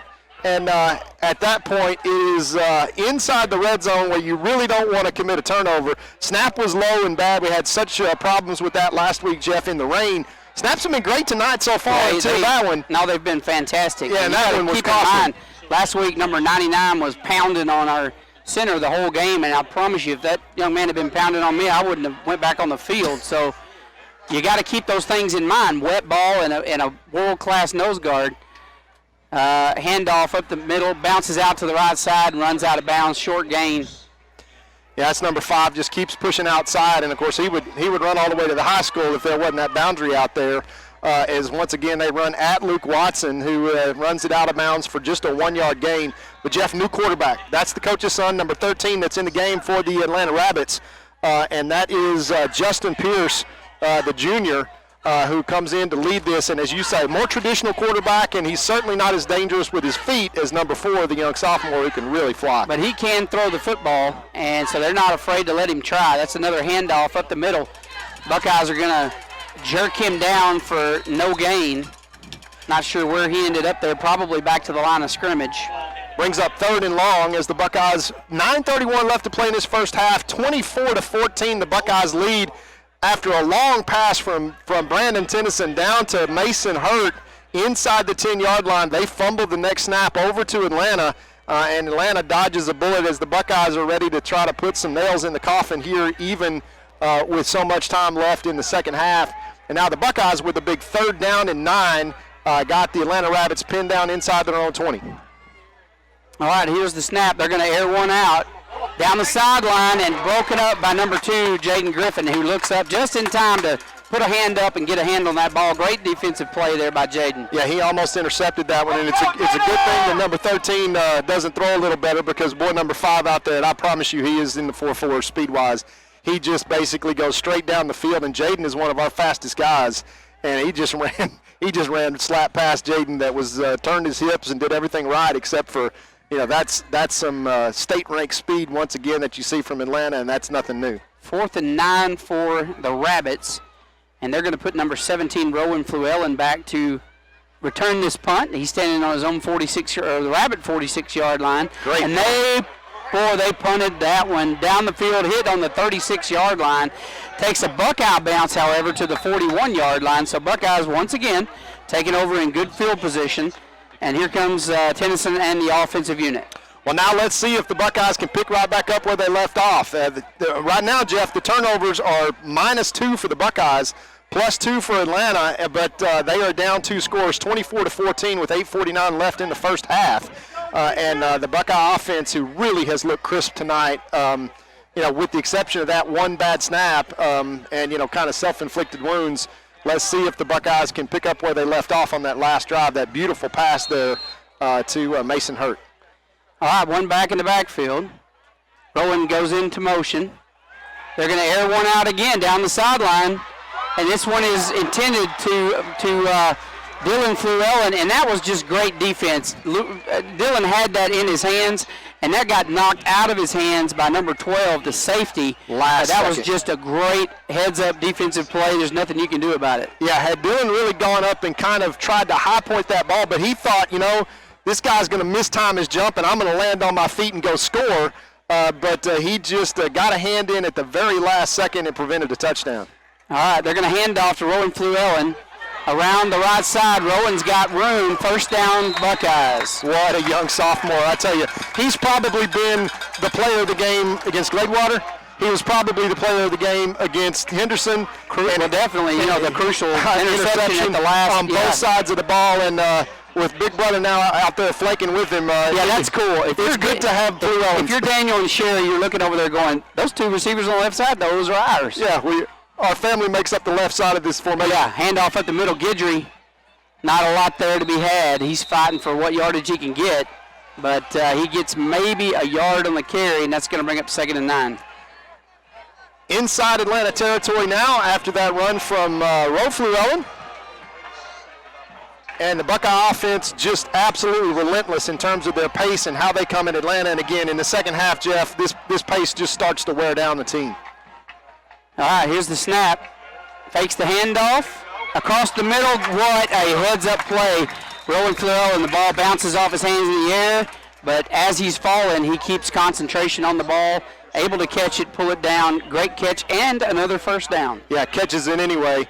And Rowe thought that was going to be on a rope and was going to retime it, and BT saw there's no safety there, so he let up on it a little bit, and Rowe manages to get his hands on it and come down with a catch. First down, Buckeyes. All right, here's the snap. Tennyson's going for it. Launching this one. They got mixed up, and where's the no flag? They're both eligible receivers. If they get tangled up and they're not pushing, shoving, dragging each other's jerseys, it's okay because they're both eligible receivers for the ball. And they got tangled up, and Dylan just not able to get there for that one, but they aired that one for the end zone. Yeah, that's just a little bit of rust in terms of Dylan. Normally, he's going to cut that one to the inside. BT read the safety, threw it exactly where it needed to go, but Dylan just didn't react fast enough to get there. Fakes the handoff to Cody. Going for it, got it. Number 6, Spraglin. Marche Spraglin. And let me tell you, Jeff, when BT's doing this, he can score till they get on the bus. I think I've often wondered this, but I think Allen has tapped into our broadcast and heard what we said about long. We just want to see long shots all night tonight. Well, when 3 out of 4 are completed. Yeah. I'll take those odds as Marche Spraglin just keeps the streak alive. He's had a long touchdown in every single game. Add this one to it as the Buckeyes stretch this one to 30-14. And Jeff, we still got 7 minutes and 35 seconds left to play in the first half. Yeah, Spraglin got another touchdown called back last week as that kick goes up and good for the Buckeyes. Got one call back, and we went back and looked at it on film. I think it was a bad call, but it happens. It goes both ways, and sometimes you win and sometimes you lose. But this time we're going to go with a winner and recognize one of our great sponsors. We'll be right back. Crowley Funeral Home has been serving families in Gilmer since 1883. Funeral director and Gilmer High School graduate Troy Murray leads the professional staff at Crowley Funeral Home and is committed to providing dignified, respectful, and compassionate assistance to every family in their time of need. Crowley Funeral Home feels strongly about maintaining high standards of excellent service while still keeping prices affordable. At Crowley Funeral Home, we treat your family as our own.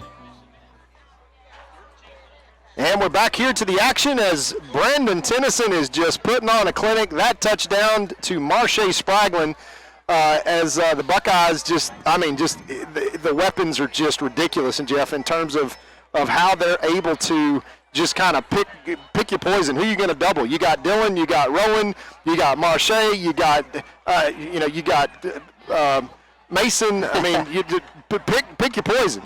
There's 7 guys out there. I can't believe you even started that list because you're going to miss people, and you're going to miss. But there's just weapons all over the field, which is great because as a defender, you're trying to set up a defense. You're like, who are we going to cover? You got to go man to man or zone, and you can't focus on any particular person in that scenario. So the Buckeyes loaded with weapons this year. High pooch kick over to the right side of the field, fielded on the 29-yard line, and they're going to get him after a short return out to about the 34. So Atlanta's coming back.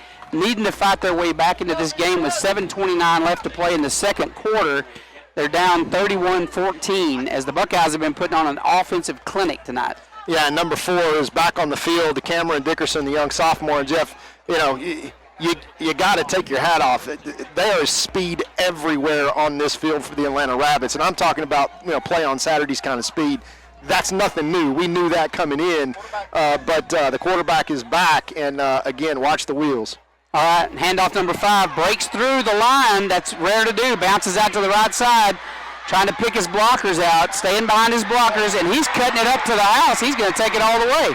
That was a great run by Atlanta. That young man took his time.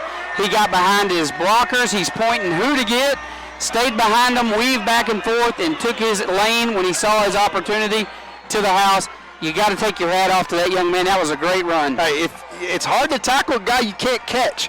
I mean, Jeff, he is a legitimate, 4'5", 4'4" kind of kid. 4'5", 4'4". I mean, he's a low 4'5". He can absolutely fly, and his stopping capabilities just adds to that on-field speed. There's no deep snapper on the field right now to be able to snap the ball, as we're down to 6 seconds left, and Atlanta's going to have to burn a timeout here to get the extra point. So 7:16 left to play, and that's going to be a delay of game. So that's going to be a penalty. Yeah, they are going to get a penalty. And while they're doing that, I've got to give a shout-out to – I just got a text that says, can you shout out to your favorite kid? And, of course, that would be Brooklyn. Oh, yes. Yeah, the favorite, everybody's favorite, right? Brooklyn Rash, my baby girl. So, hello, Brooklyn. You have a cross-country meet in the morning. Go to bed early. She stayed up late last week and still did pretty good. She medaled, but if she gets a good night's sleep tonight, she'll do much better. So proud of her. Discipline, getting up and running that 5 kilometers in the morning, not something most folks are accustomed to on a Saturday. And they block it. And the Buckeyes pull it down, and look at there. So Buckeye defense stepping up, doing a great job there. We got 7:16 left to play in the first half. Buckeyes lead 31-20. We'll be right back. Gilmer National Bank is your hometown community bank, serving people in East Texas for over a century. We are your neighbors, friends, and partners in making this a great place to live. Our employees make us a special place to do business. We are there for you when you need us. Come by and see us and find out what makes people say, "That's my bank." Gilmer National Bank, an equal opportunity lender and member FDIC.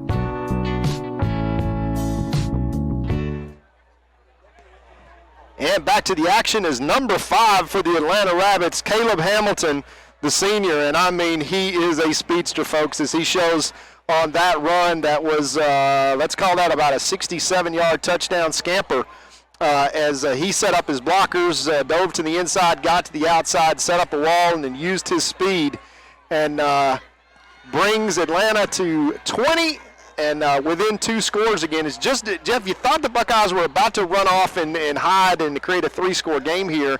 They fumbled down inside the red zone and kind of led Atlanta back in it. Then they managed to go ahead and score and take the big lead, and sure enough, in one play, they give it to that athlete, number 5, and that's the difference. Right back in the game. Yeah, when number 4 is in at quarterback, you got to worry about 2 guys back there. He hands it off. 2 really fast guys. He's off to the races. I mean, these guys, you look at this, and they're 0-2, and now they got to play the Buckeyes. Everybody thinks they're going to be 0-3. Oh, they're they have the second, according to Max Preps, second hardest schedule in 3A. So these guys have got a hard preseason as Guidry bounces out to the right side. Looking for room to run, dodging tackles, gets out to the 40. Nice return by Guidry. These guys have played the second hardest schedule in 3A Division I. And we do have a flag down on the play, Jeff, over on the far side, and that looks like it's going to be offsides. And I think then we can just take a 5-yard penalty from the spot or make them re-kick it. And if that's going to be the case, I think Coach Metzel is going to say, hey, we'll take it where we got it. Illegal formation. Yeah, you don't see that very often. Yeah, and Coach Metzel was born at night, but it was not last night, and he is going to take the ball first and 10 from his own 45. I'll take the ball on 45 all night long. The Buckeyes have had great field position in this entire game, in fact. I mean, they haven't been pinned one time down around, the 20-yard line starting a series. So 1st and 10 from the 45, 2 receivers wide to the left, 1 to the right, and 1 back in the backfield. They're going to hand it off to Choice, breaks 1 tackle, lowers his head, and look at this bulldozer right through the middle and just plowing over people as he gets all the way from our 45 almost to the 40-yard line of the Rabbits. That's a big gain and a first down for the Buckeyes. And that's a big boy. I mean, he is just a power runner. First of all, he's standing next to Keith Tate, who's 6 foot 7 inches tall. And normally Coach Tate is looking like a bunch of kindergartners out there. Yeah. The Choice is just right there. Hand off to Smith around the right side, throws a stiff arm, and he's going to gain about 1 on that carry. Good heads-up defensive play there by the Rabbits. Buckeyes driving, 6:37 left, already 31 points on the board for this Buckeye offense, who's just been clinical in terms of their execution. A couple of real mistakes, fumbling inside the 20, but other than that, Jeff, the offense has looked incredible. All right, from the shotgun, fumble. Tennyson going to be brought down for a sack, loses about 6-7 yards on that one. And that was a great snap. He just dropped the ball. Yeah, it hit him right in the hands and bounced right back up to him. I think he kind of had big eyes because he saw number 16 sitting back there at safety, and he saw exactly what he wanted with Dylan Fluellen in the route. And he was about to throw that slant, and he got a little bit excited and just dropped the great snap. And puts the Buckeyes, which probably is 4-down territory right here, Jeff, into a 3rd and 15 situation now from the Atlanta 46.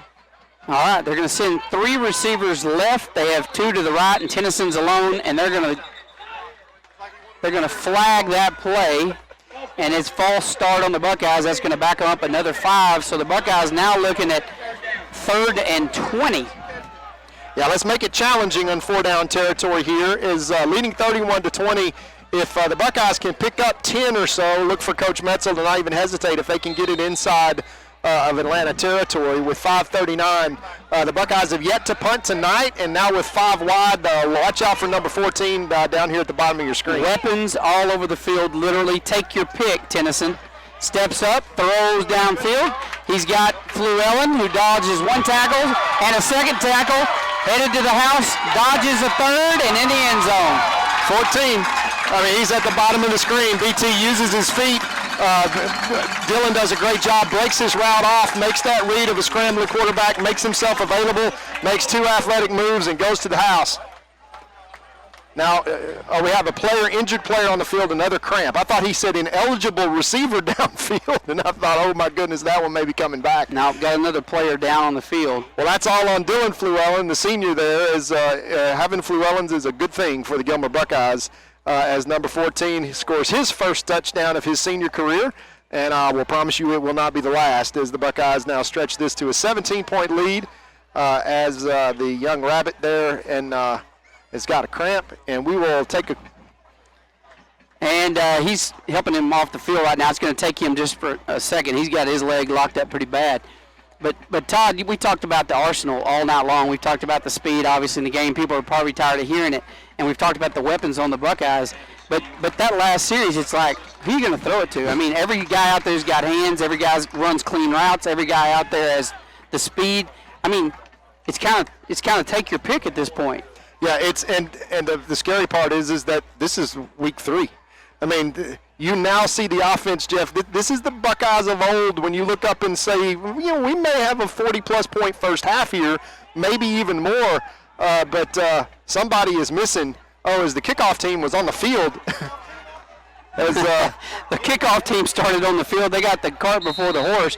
We haven't quite finished the extra point yet, and the Buckeye kickoff team was making their way out on the field. They're like, man, they're ready to get some more points on the board. 5:18 left to play in the first half. Here's the snap. Tennyson, the holder, the kick is up and good. And so as the Buckeyes put another point on the board, that's going to be 38-20 with 5:18 left to play in the first half. We'll be right back after these messages. Hey, East Texas. Matt Darby here, and I serve as one of the pastors at New Beginnings Baptist Church in Gilmer and in Longview. Let me ask you a question. Are you looking for hope in your life right now?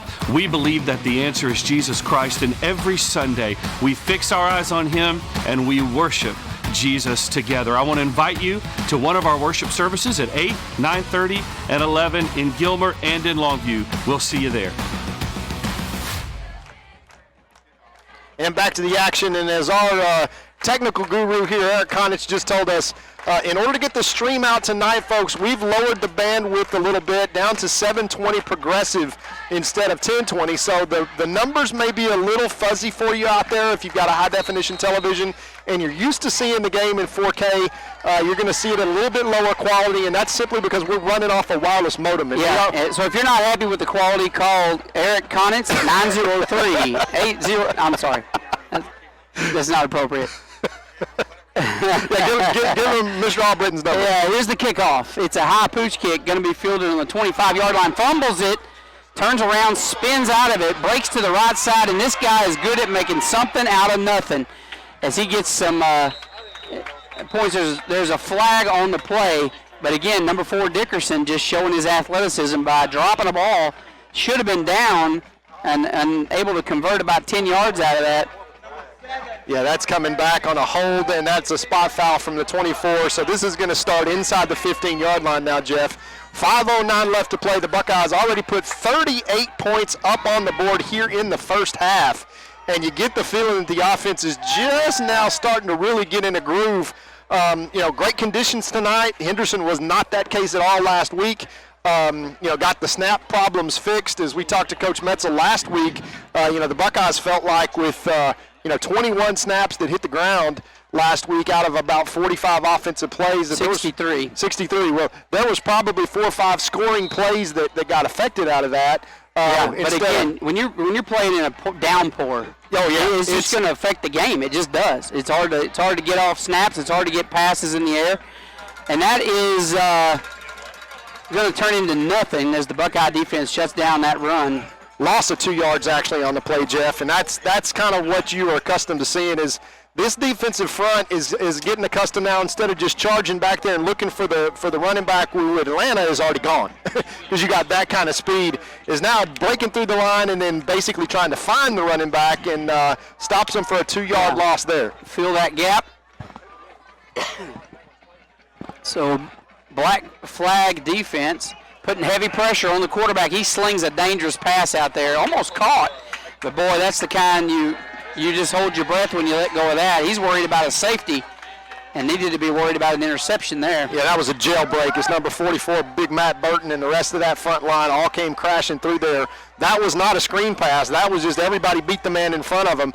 That brings up an incomplete pass, 3rd down and 12, deep in their own territory. More importantly, Jeff, it stops the clock. The Buckeyes still have 2 timeouts remaining. They put 38 big points on the board here already in the first half. And remember, they missed 2 scoring opportunities inside the 10-yard line. Otherwise, we would already have almost a 50-point first half. All right, from the shotgun, one back in the backfield. Good clean snap, handoff, fakes the handoff. Quarterback rolls to his right side, throws a nice pass, and it is caught for a first down as we just got a guy squatting right out there on the 30-yard line. That's great poise, great pass, good catch. Yeah, I think Marche just busted that coverage out there. As he got way behind Marche, which hardly ever happens on the corner. I think Marche was coming up to contain the quarterback and forgot that the guy kind of got behind him a little bit, and they managed to convert. So that is a huge play for Atlanta. Number one, it gets them some room, and number two, it gives them enough time to run some more clock and keeps the ball away from the Buckeyes. All right, 2 receivers wide to the left, 1 wide to the right for the Rabbits. They got 1 back in the field as they're waiting on the call. We have a new running back in there. They're going to have to take a timeout and talk about it. And I don't think they had did they have a timeout to burn there? Evidently. I guess that they while they take a timeout, let's do the same and recognize some of our great sponsors. We'll be right back after these messages. At Farmers Insurance, we've seen almost everything, so we know how to cover almost anything, even a rock and wreck.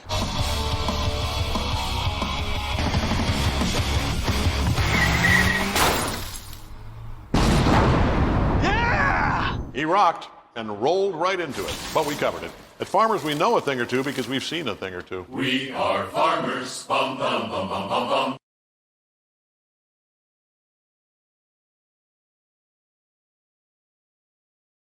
bum. When tragedy strikes, you don't want to be in a position where you're second guessing your lawyer's ability or the resolve to get you fairly compensated. When you hire Godarzi & Young, you know you're hiring a law firm that has nationally ranked settlements and verdicts. We have over 2 decades of experience holding 18-wheeler companies accountable for their negligent action. Don't make the mistake of hiring anybody else. Hire the best. Hire Godarzi. And we're back to the action here now. 1st and 10 Atlanta. They're going to throw it deep. Jaden Griffin almost intercepts that pass. He almost got a hand on that one. Saw it coming the whole way, makes a play on the ball. That's number 6 for Atlanta, Keyshawn Easter. That's the senior wide receiver, and you can't play that one much better than Jaden played that one, Jeff. Stops the clock with 4:15, brings up a 2nd and long. But again, Atlanta was really kind of on the ropes down there. 3rd down at 13, managed to convert that on a busted coverage.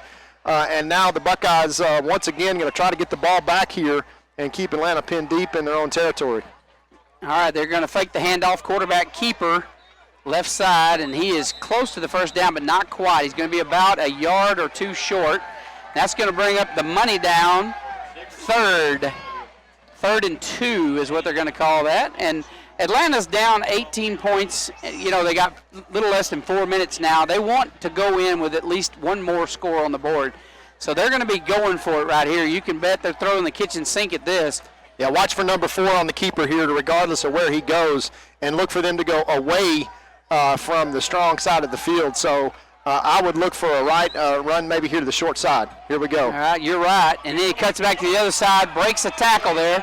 Launches one downfield, got a receiver, reels it in. Big play for the Rabbits all the way to the 30-yard line. And, man, what a great heads-up play by the quarterback for the Rabbits. And that one's coming back, folks. We got a legal man downfield as he was going to run. Well, yeah, that was a run play. And you notice, Jeff, what was going to happen is they were going to run away from the wide side. They were going to run right here to the short side. And number 4 just basically said, hey, I'm going to go wing this one. Scrambled out to the right side. He was almost sacked, and the receiver got loose. He's a wildcat, I'm telling you. Young sophomore. Yeah, he's not scared. But there's a lot of backyard football going out right now with the Atlanta Rabbits, and it's takes 3rd and 2 and turns that into 3rd and 7. And this Black Flag defense right now playing a lot of people, a lot of youngsters out there on the field right now. You notice number 10, Luke Watson, on the sideline. But big number 15, Matt Burton, or 44, Matt Burton, and now Luke's back on the field at that outside linebacker position to the wide side. And now it just comes down to number 4 and his ability to make a play. Clock is running now and probably should not be, but only 5 seconds left on the play clock. All right, here's the snap. He's going to pass, drops back, airs one out down the right side, and that same receiver actually reels it in on the 40-yard line. So what a great heads-up play. Good pass, good catch. Yeah, that's Cooper McClure, and honestly, the quarterback just kind of threw it in his direction, and Cooper made an adjustment on the ball. Number 3 for the Buckeyes, that's Davion Smith, just didn't turn around and find the football, and a great catch, but Davion really didn't know where number 10 was, and once again, Atlanta pulls a rabbit out of the hat. Oh, man, I'm glad it's almost halftime. We're going downhill fast. High snap. Quarterback pulls it down, acts like he's going to throw it, runs it. He's good for about 5 yards on that carry. Yeah, he's just so fast. He is really a good athlete. It's Deshaun Watson kind of speed there that you see. Brings up 2nd down and 6. And Atlanta, who had the ball inside, I think we're at the 8-yard line is where they initially started this drive, and have managed to convert 3 big 3rd downs and still maintain possession with 2:52 left in the half. All right, 2:52, as you say, before halftime. And got one back in the backfield, and he's going to put him into motion. Quarterback drops back, runs out of the pocket to the right, launches one for the end zone. He has a man open, can't get there. Number 15, the speedster, just can't quite get there, and man, they had an opportunity at 6 right there. Yeah, and I mean, this is all made possible by the ability of number 4 to just basically stand back there in the pocket, scramble around. He throws that one on the run, and I mean, he just threw it to the acre of the field that was the right side of the end zone because there was nobody in the route. Just literally threw it up for grabs and hoped the receiver could run under it, and just a couple of yards short. Stops the clock with 2:44, and right here, Jeff, if the Buckeyes are going to get the ball back in the first half and have a chance to score with 2 timeouts remaining, they got to make a stop here on 3rd and 6. All right, here's the snap. The handoff to number 5. He bounces out to the right side, dodges 1 tackle, dodges the 2nd tackle, and forced out of bounds. Finally, to stop the clock at 2:37. Again, 38-20. Atlanta down 18 to Gilmer with 2:37 left to play in this first half. And Atlanta moving the ball quite confidently right now down the field. That's a first down. And they're looking 1st and 10 from their own from the Buckeye 22. Handoff around the left side, number 5, and breaks a tackle. In trouble though, and he's going to get dropped for a loss on that one. Buckeye defense does a great job of pursuit and swarm and wrapping up. And this guy's hard to wrap up. I'm going to tell you. Hey, it's hard to catch him in the first place. Well, first of all, he's really small. There's not much there to grab, but I mean, he's so wiry. That's going to bring up 2nd and 12. Yeah, and I don't know if you've ever tried to, Jeff, to chasing around in your kitchen a mosquito that just seems to be like it's a blur. That's the Buckeyes chasing around number 5 back there in the backfield, and number 4 and number 5 for a 3A school. That is, they got movement now by number 7. Yeah, been shooting themselves in the foot a little bit, and right when they need it.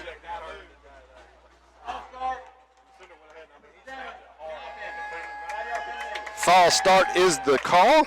Rusty Ivy just sent me a text and said it's a home meet. You can let Brooklyn stay up a little later tonight. Do not encourage her. Do not encourage her. Well, that's Mr. Ivy inviting Brooklyn to come spend the night at his house. Well, yeah, that's right. So he can, quarterback drops back, poised, looking downfield. I don't see a flag. And there's the flag. Man, that was a late flag. That is. I mean, wow. That's a bad number. Yeah, I thought he just fell, but I couldn't tell. Cody Guidry's back there at safety, and he never did anything except make a play on the ball. He was looking at the ball the entire time. The guy ran right into his chest, fell down, and then just tried to complain about it. And the back judge basically decided it was going to be a no call, and the back line judge decides to throw his flag. Wow, pass interference my again. Goodness. That is going to make a whole bunch of Buckeye fans not very happy. Buckeye fans not happy about that play. And we're sitting dangerously close to Joe Dodd, so if you guys hear anything, I'm not responsible.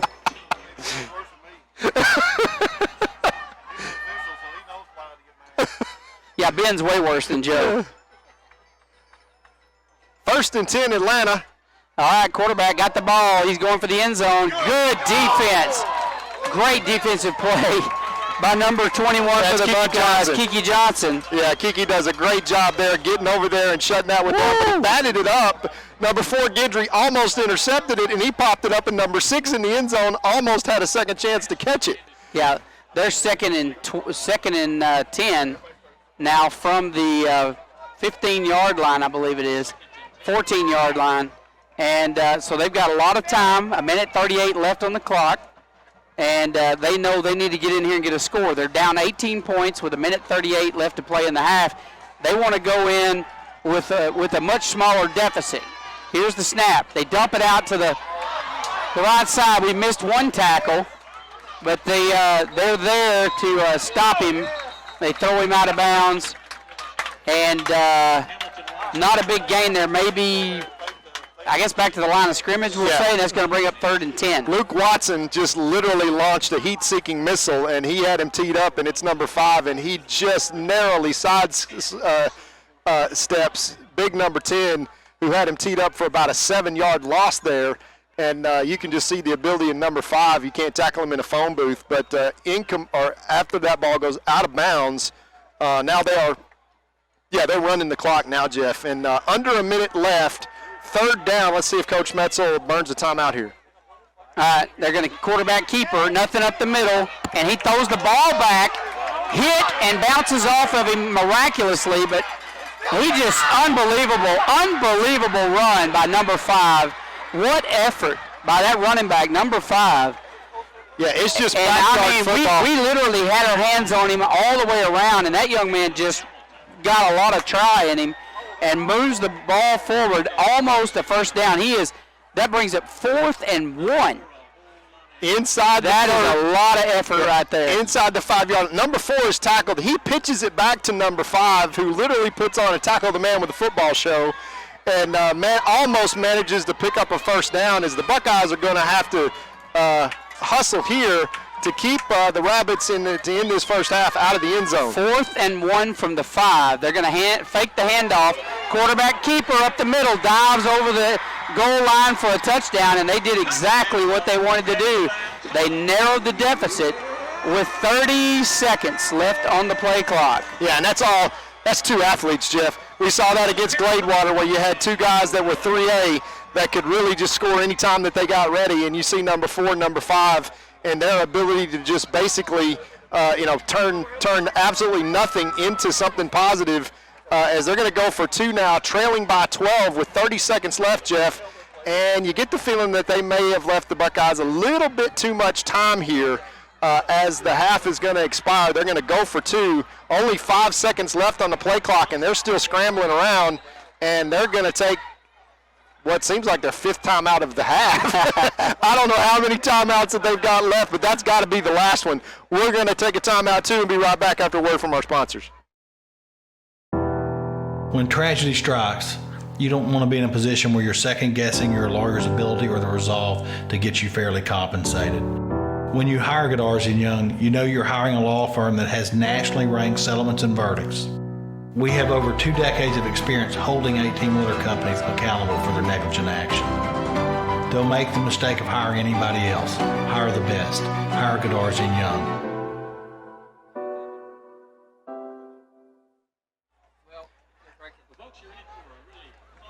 And back to the action. We got our cheerleaders down on the field, and as Joe Dodd tells us, we had 6 cheerleaders tonight, folks, that played 5 sets of volleyball down in Carthage. One changed clothes and hustled here 2 hours north to cheer at the Buckeye game. That is our Gilmer Buckeye students. All right, they're doing a reverse. Number 10, it's a reverse pass to number 4, and he drops the ball, and that is no good on the 2 points. So trick play not working. Let's go down to the cheerleaders and take a look at them as they're leading the stands in a cheer. And we're so proud of the work that these young men and women do. And congratulations to those 5 cheerleaders that went to Carthage tonight and whooped up on Carthage. And then drove a long way. And then drove 2 hours to come and cheer. That's a full day right there after a long day at school. So, hey, if any of them are running cross country in the morning, give them a trophy right now. Let them have next week off. We'll see you back in the first home game in Lindale. Yeah, if you guys have a chance, come out tomorrow and watch all these students run at cross country. It's going to be at the elementary school, and that's, I never really had gone to many cross country meets till Brooklyn started running, and that's fun. Unfortunately, Jeff, I like watching. For 3 years after Friday Night Football, I attended every cross-country meet, and I promise you I don't remember one single one of them being very much fun. Yeah, well, you were running in them. That's the reason they're not fun, because you have no common sense, buddy. I'm an observer. From my seat, it's a lot of fun. Well, Jeff, 30 seconds left on the clock. Atlanta has done everything they could do and hung in here. The Buckeyes had an opportunity to completely take the Atlanta Rabbits out on 3 occasions so far, and either the Rabbits managed to just kind of dodge the bullet or the Buckeyes shot themselves in the foot. But nevertheless, 30 seconds left here. I wouldn't be surprised to see the Buckeyes put their foot on the accelerator and try to re-extend this lead back. Let's see what happens here. All right, got a high pooch kick, going to be fielded on the 23-yard line. Guidry down the left sideline. He's going to come back around on the right. Tried to, but forward progress got him up to about the 28-yard line. So 25 seconds on the play clock. Brandon Tennyson leads the offensive unit back on the field, and this will be interesting. It's 38-26 with 25 seconds left.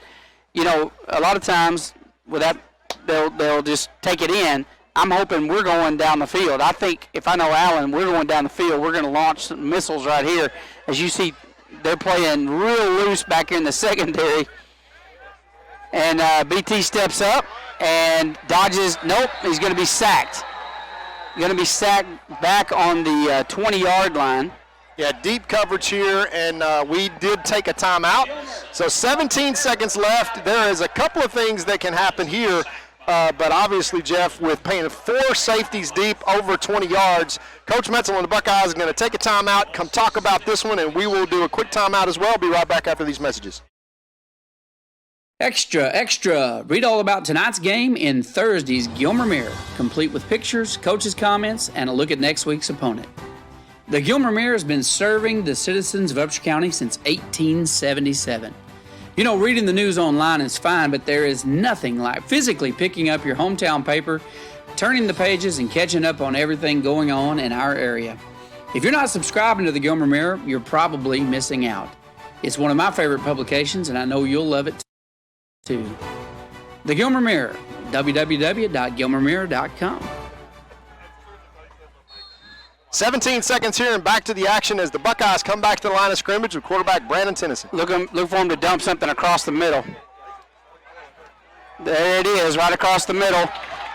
Flewellen, he's looking to get out of bounds. He's working his way across field, and he does. Gets out to the 45-yard line, big first down. More importantly, big chunky yardage and out of bounds. So the secondary for the Rabbits playing real loose. They got 4-man back deep, so we're just going to drop it right in front of them. And with 8 seconds left, we're going to have to go for it right here. They're going to be launching this one. One timeout left. If you can get something in the middle of the field, get down and get a timeout, you might have time for a field goal here. But again, there's 3 safeties deep. They're playing 20 yards back. Let's see if the Buckeyes can get it done here. All right. Here's the snap. Looking to pass to the outside. Griffin. They are going to stop the clock. They're going to stop the clock. That's a first down for the Buckeyes, and that puts them and a little better striking distance to go for the end zone here. So this is going to be with 2 seconds. You're looking at a Hail Mary here. Well, they're well within range right here, Jeff. And look for that old Jeff Traylor pass and hitch and go. Oh yeah. Where they pass it to the up man and he pitches it. So hook and ladder. Hook and ladder, as they call it. And now first. No, they're not hook and ladder in this deal. They're going to air this one. They're going to air this one out. Well, here's the thing. You got big number 14 who can just flat go up and get one. You got Brandon Tennyson who can buy enough time back there with his feet, and certainly this is well within his range. BT can throw it 55 yards in the air and get it in the end zone, but not a whole lot of times that you're actually finding yourself in this position well out of field goal range, as this would be a 60-yard attempt. So look for number 14 on the wide side of the field and number 12 on this side of the field. To just basically throw one up, go down, and see if the Buckeyes can't maybe come down with a play. But this is going to be, well, I'm not sure what coverage this is, but it's called everybody get down at the 10-yard line and don't let anybody behind you. 3 receivers stacked to the right, 1 to the left. Tennyson drops back as time expires. He runs down the field, and it's going to be intercepted by number 40, and they got to stop him. And they do, and what a lick. Who laid that lick on him? Was that Tennyson? Who was that? Who is that?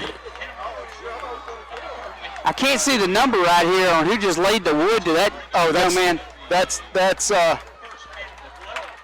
number 34. 32.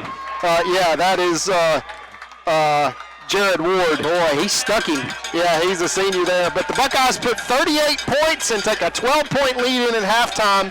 And you get the feeling, Jeff, that the Buckeyes left a lot of points there on the field in the first half. But I got to tell you, you got to be impressed with number 4, number 5, and the athleticism and the speed of the Atlanta Rabbits. You talked about it at the top of the show. They are not your typical 0-2 team from an East Texas standpoint, Jeff. They are 2 dangerous athletes. But coming into the fourth quarter, you know, you're not sure how long they can do that backyard football and manage to kind of overcome the Buckeyes. Well, we know how good the Black Flag defense has been the last couple of games against some real formidable opposition, you know, in Gladewater and Henderson. And again, we warned you at the top of the game, don't be fooled that these guys came in here with 0-2. They played Paul Pewitt, who's coming off state championship, and they played Dangerfield, a close game. They were winning that game to the fourth quarter, who is possibly a state championship contender in 3A this year. So these guys are ranked number 20. I'm going to tell you, they're the best ranked number 20 3A team that you're going to play. I mean, they're not bad. Big school. And up here in the woods in East Texas, or Beast Texas as we call it, as the Buckeye band and the Stars get ready to come on the field, and we'll hop out of the way. But you got to say, when you got athletes of this caliber, you're never completely out of it. And although the Buckeyes have had this game well in hand, it's hard to tackle what you can't catch. And right now, the rabbit hunt that the Buckeyes have been on has come up with a lot of missed whiffs and tackles, because those two guys can absolutely go. Yeah, no question about it. These guys, I mean, they're both small guys. I mean, they're thin guys, wiry guys. They have to jump around in the shower to get wet. But they are wiry and they are fast, and they have been hard to tackle tonight. And our defense, no slouches when it comes to wrapping up and getting them down. And think about the penetration that we normally get. But you said something a while ago that's exactly right. Our penetration doesn't matter, because when we get back there, there's no backs. There's nobody back there. They've been gone for 10 minutes. So, the offensive line really doesn't have to hold up our defensive line for just a second or so, and then those backs are scrambling out of the backfield. And I'll tell you what, number 4, we were talking about he wasn't that good a passer. I was impressed with he could get the ball down the field. We're going to take a break now and watch the Stars perform in the Gilmer Buckeye Band, and we'll be back after that with Rick Albright, Superintendent of Schools at Gilmer ISD.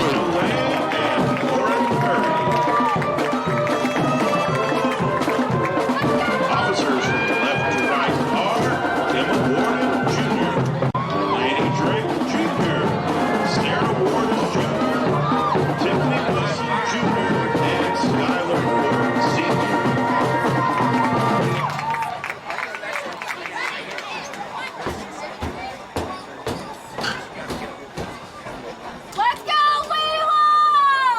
Star of the week is Haley Smith.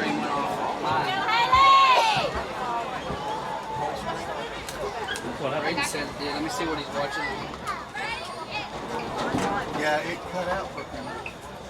Hey, what are you watching online? How long? The Stars perform a sparkling palm routine 10 to 20 seconds, he said. theme. It says a perfect screen.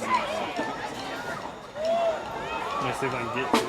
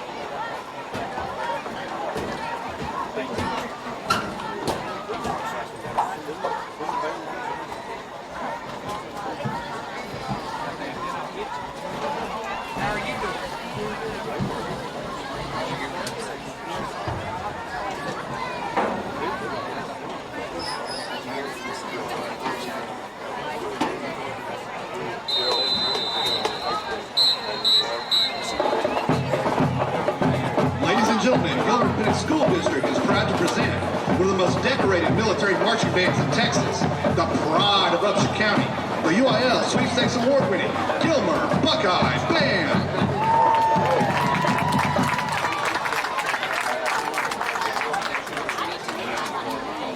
And now we feature our GHS majorettes as they perform a dazzling routine to turn the beat around.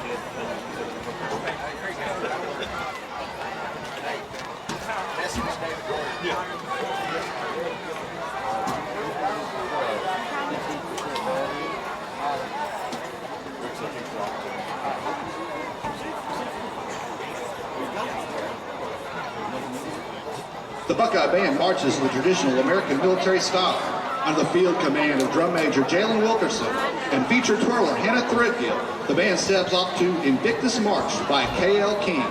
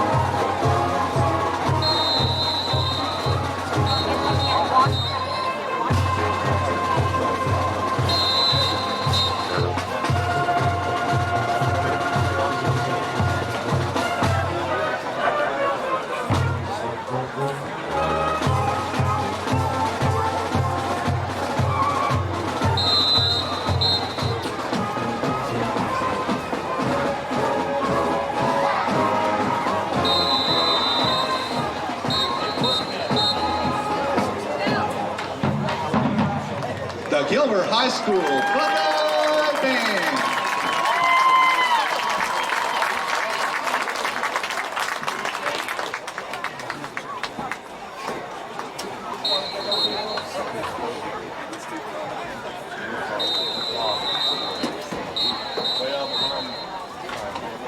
The Gilmer High School Band is directed by Eric Gray, Chris Witt, Sarah Thompson, and Jonathan Stafford. Percussion director is Keaton Box. The major sponsor is Michelle Faulkner. Thank you for your courteous attention to tonight's halftime performances.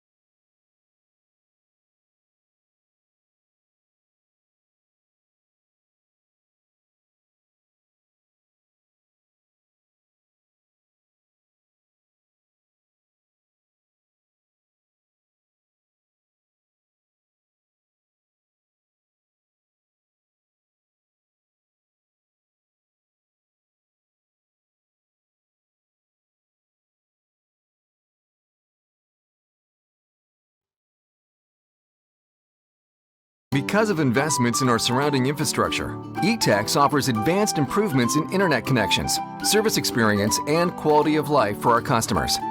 The driving force for eTex has been to create a state-of-the-art company using both the latest technology and local expert technicians, people you know. And best of all, a certified support team that delivers quality support within hours, not days. eTex, local support from the team you trust. 120 years ago, First National Bank of Gilmer opened its doors to meet the needs of its customers. Through the years, we added other names to our banking family. Now, we're proudly unified under a single name, First National Bank of East Texas, because together, we're better for you, your families, your businesses, and our communities. We're the same great bank with the same great people and services you can depend on. First National Bank of East Texas. Together, we're better.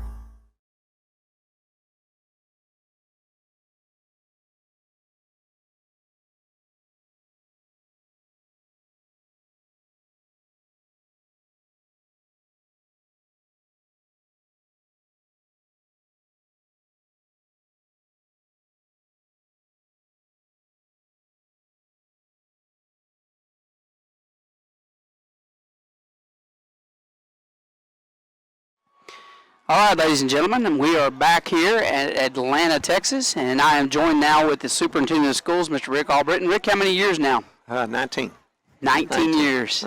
19 years in GISD. Glad to have you here, and thank you for joining us here for the broadcast. So I thought this would be a good opportunity to talk to you a little bit about next week's game. So we've got 3 games at home finally. We've had 3 away games, got 3 games at home, and then an off week. Right. And so I noticed y'all were power washing the stands today. Well, yes, we are trying to get rid of some wasps. Yeah, so a little bit of everything. And so tell us a little bit. Let's talk a little bit about, we've got construction at the high school, so we want to talk about parking. We want to talk about tickets. How many are going to be available? How do you get them? And then COVID, procedures and all that kind of stuff. Sure. So let's just start with the stadium, because next week we will be able to enter from the home side. Well, if you park on Buffalo, park down at the baseball fields. There's a parking lot right there at the front entrance.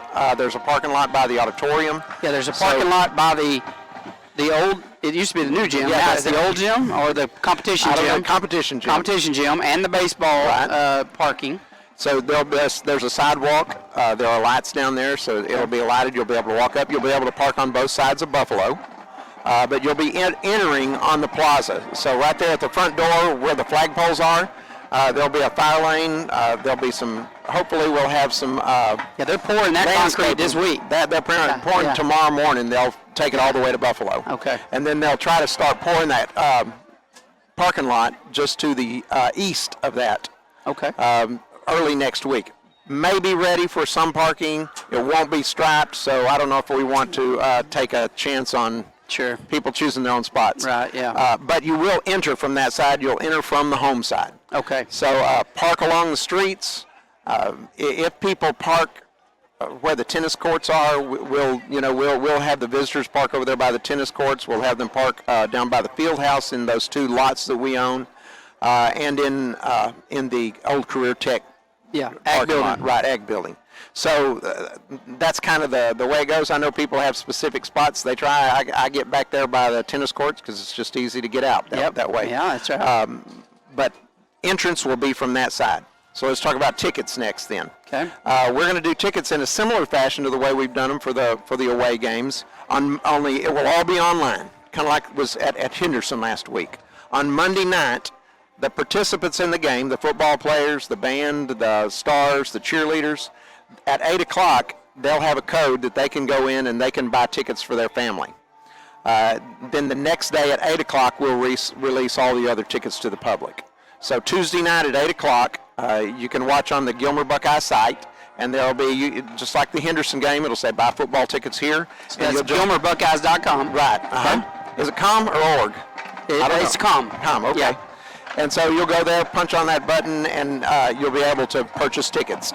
The tickets are $5, but there is a fee for the online processing, so it ends up being about $6.37, something like that per ticket. We have our stadium on the home side seats a little over 2,500, so we're going to be selling 1,250 tickets for the home side. Okay.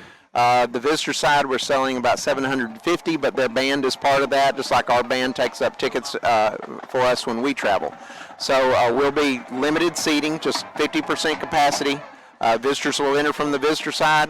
Home will enter from the home side. Now, when you say 1,250 tickets or whatever, right? But is there an allotment of that pulled out? I know you've been doing that for like parents of players and band and whatnot. How many is going to be actually available to the public? Well, it depends on how many of the kids sell theirs, because we're giving them the opportunity to sell 4 each. Okay. So that usually is somewhere around 350 tickets that we take up. Sometimes they sell them, like for the Atlanta game, we still had some tickets left over. We sold some even this morning. So it just depends on how many they sell. I haven't, first home game, they'll probably sell their tickets. So they'll still grandmother and mom and dad, that kind of thing. There should still be 750 tickets left. Okay. So if you want tickets, you need to log on. Tuesday night at 8 o'clock. Tuesday night at 8 o'clock. So at 7:59, you better already have logged in because they'll probably go pretty quick. You're limited to 10 per login. So you can buy 10, but then you'll have to log out and log back in to get another 10. Okay. All right, that's good. Well, that's trying to stretch it out. What are we going to be doing masks? Are we going to be separating? Or are we going to have, how do we handle that? The UIL has stated that masks are required at athletic events. Okay. And so we'll be making those announcements. We'll be reminding you to keep your mask on, just like Atlanta did tonight. They did a real good job of saying, when you're in the stands and you've come together and you're sitting together, you might be, if you're 6 feet apart, if you're socially distanced, you can take that mask off. But anytime you're going to be inside that 6 foot radius, you need to have a mask on. Yeah. So if you're going to the bathroom or if you're going to the concession stand, you need to make sure and put your mask on, keep it on. Okay. And the other time, it's kind of an interesting thing. It's your social circle. If you ride together to the game, 4 people, as long as it's less than 10, they can sit inside that circle. Yeah. That smaller group. But if you're coming, 2 at a time, or you need to separate yourself by that 6 foot radius. Okay, so we're going to be basically following standard protocols that all the stadiums are supposed to be following. So bring your mask. Try to social distance, which we've done well over here. You're looking around. Everybody's trying a little bit, the best you can. The best you can. We want to keep playing football, so it's important everybody cooperates so that we don't get shut down. That's and the UIL kind of made some points this week. People were posting pictures, and nobody in the stands wearing masks, and they were not socially distanced. So just make sure we spread out and make sure we. We don't want to get shut down for sure. And, let's talk for a minute. Thank you for all that information. So Tuesday night, you better go get your tickets at 8 o'clock. That's right. If you want to go to the game, because I think they're going to go, obviously, pretty quick there for the first so. home game. And we got 3 home games in a row. So each week that goes by, they'll be pouring more and more concrete, so we'll have better parking. That's right. I would say by the next week, we'll be able to park 400 or 500 cars easily. Yeah, is that the capacity there on our side? And with the uh-huh. social distancing and the number of people we have, won't be as bad. You're not going to have to walk. No matter what, the parking will be much better than it has in the past. Yeah, I mean, it's just for sure. It's like night and day. And the plaza area, you'll see. Hopefully, we'll have it landscaped next week. You'll be able to see it. It'll be a nice, pretty entrance, and it's going to be an amazing place. They better do a lot of work this week then. They have a lot of work to do. So let's talk a little bit while we're waiting for the game to start again. Atlanta's bands just finished performing. We're waiting for the teams to get rolling here. Let's talk a little bit about some other extracurricular that are going on in the school, because Gilmer's known for a lot of things, academics certainly among them. Sure. Now we're known for having one of the best schools in Texas. It's nice. Beautiful. If you haven't seen it yet, we can't wait to show that. We're going to be doing that in weeks to come. We're going to do a tour. We're just waiting on you to finish the auditorium. And Ben is already working on a musical to try to produce. That's fantastic. So, I know they're working. The volleyball team beat Carthage tonight in 5 sets, I believe. Yeah, so they're doing great. Now as we get used to this with the online tickets, then we'll start doing the same thing for the volleyball games. In fact, I should have talked about JV next week. So it'll be the 9th graders, the junior high. No. 7th and 8th grade to play on yeah. Thursday night. Yeah. So we'll be doing the same thing. You can go online, and you can purchase tickets for that. Those are total $4, so it's really like $275 plus $1. So they're going to have to actually go online to start buying those tickets. That's Is that correct. right? Okay. Yeah. So they'll go online. That'll open up Monday night at 8 o'clock. Oh, wow. If you're a student or you're an employee, if you just carry your badge to the gate, they'll just let you in. Okay. So our students won't have to pay. Our employees won't have to pay. Now, if you don't get an online ticket and they still have seats remaining, they'll sell you one at the gate, right? Yes. They'll sell you one at the gate. Okay. Right. So that's important. Make sure you tell your friends and neighbors that you're going to need to go online to purchase for 7th and 8th grade, and then when the JV and the freshmen come back, you'll go online for that as well. Same thing. Right. Okay, all right. That's good information to know because thought about it. I forgot about it. I'm sorry, but those will go on sale on Monday nights, and there'll be 2 tickets. I mean, when you go into it, it'll say, the Thursday night, September 17th game, and then it'll say Friday night, the September 8th game. Okay, gotcha. So that's GilmerBuckeyes.com, and make sure you get your tickets. Buy tickets here. Buy tickets here. But it's exactly right. Many are watching the game tonight from GilmerBuckeyes.com. And this is an amazing venue. Y'all have done a great job. Yeah, the Eric Conances of the world and Russell and these other guys have done a great job. E-Tex has helped us out. Obviously, our sponsors, especially our tire sponsor that's put up a lot of cash for us to be able to do this, Godarzi and Young. So we appreciate it. As we're getting this thing going, it's worth noting the other extracurricular things we're doing. The ROTCs, the FFAs. FFA, they're already going. They're trying to figure out that. In fact, they've kind of gotten together. The Jamboree's not going on this year, so they're trying to make sure that their kids are able to participate. They've got their CDE events, so that they do those.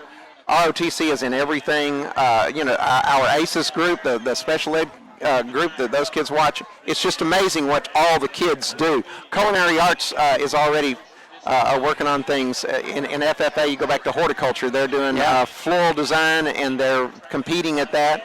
It's just been an amazing time. So support our kids. Oh, yeah. Support us. Hey, listen, this has been a weird year, but I'm proud of our teachers and the way they've stepped up and made arrangements and made changes. I think the district's done a good job of preparing us. And hopefully it won't get any weirder this year, if that's possible. Stay safe. That's right. Stay safe. But we're fixing to play some football. Okay. Rick, you're welcome to call this game. Todd and I could just sit down and you can handle the rest of this. I don't have all the words Todd does. Okay. You never will. Well, welcome back, Todd. I'm going to stand here the third quarter and just not say a word. Yeah, I'd like to put some money on that. That's easy money right there. All right, Hernandez in to kick off for the Buckeyes as we're starting the third quarter of play. It's a nice high, long kick, going to be fielded on about the 15-yard line, and he cuts across the field. It's that speedster number 15, and what a great job wrapping up. What a good open field tackle right there. And that was number 18 for the Buckeyes. And that was Caleb Fitzgerald. What a great job he did. Yeah, Caleb kind of said, I have seen enough of this. You know, the last play that we had from down earlier, was Ward, I believe. He left an impact, too. He left an impact, and Braden, my son Braden got a concussion last week, and he told me at halftime, he goes, Dad, that's the kid that hit me. I just remembered. It just dawned on me. That's the kid that hit me. Trust me, he can hurt you. Said he's the nicest guy you ever met, but he's really a hard hitter. So, and we saw that. Quarterback, boy, they are launching it down the field right from the start. And Jaden Griffin running with him. That was a long post route that they were trying to hit. A nice pass, just a little bit beyond his fingertips. Yeah, I think Jaden knew exactly where that ball was going to be, a little bit long, gave him a shove right when the ball arrived just to make sure that he was not going to catch that pass. But you're right, Jeff. I was worried that was a little late. I'm happy we didn't get a flag called there. All right, we've got one back in the backfield, and he's a new guy, number 25. We haven't seen him in the first half. And they're going to hand off to him around the right side. And guess what? He's got wheels, breaks a tackle, gets back into the secondary. Yeah, Davion shut him down pretty hard, and I think we've got a player down on the field as they're going to wave this off. And, that's number 44, Matt Burton, who is, I think, got a little bit of a stinger and is going to come out for a play. Yeah, Jarrett Ritter's going in to sub for him, so trust me, we're okay. Yeah. Jarrett's going to get in there, and he's a hard-hitting dude. So huge play right here, Jeff. 3rd and 3 to start this second half. The Buckeyes can get off the field right here to be huge. Look for a quarterback keeper right here. They fake the handoff, quarterback keeper up the middle, and he gets hit right in the mouth. And he's gonna be a yard or two short. And I can't see who hit him. Who was that? That was number 20, I believe. Yeah, came up from his linebacker position. That was Hernandez. Yeah, Jason Hernandez does a great job. How many kickers hit you in the mouth like that, right? Yeah, well, 4th and 2 for the Rabbits. Yeah. And they're staying out on the field as though they're going to do an offensive play here. Probably ill-advised. Buckeye black flag defense. This is a big 4th and 2 stop right here. I'm surprised they're not going to punt here. They're going to hand it off up the middle. And it's going to be close. I think they're going to give him a first down. Yep, moving the flag. Moving the marker. So that was a good call by the Rabbits. Offensive coordinator obviously showing a little faith in his kids there. And that results in a first down from them. 1st and 10 from their own 40-yard line. Rabbits moving down the field. 10:28 left in the 3rd. Buckeyes lead 38-26.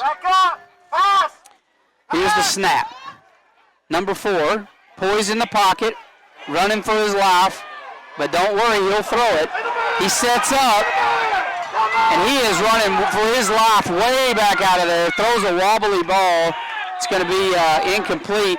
Buckeye fans upset that we're not getting a flag called back there. And so no laundry after that play, kind of a wild play.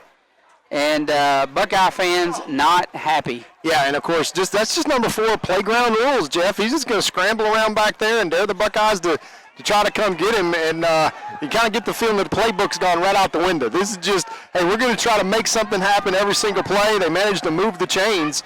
But when they have plays like that that go incomplete, there's a whole lot more bad that can happen for Atlanta than good.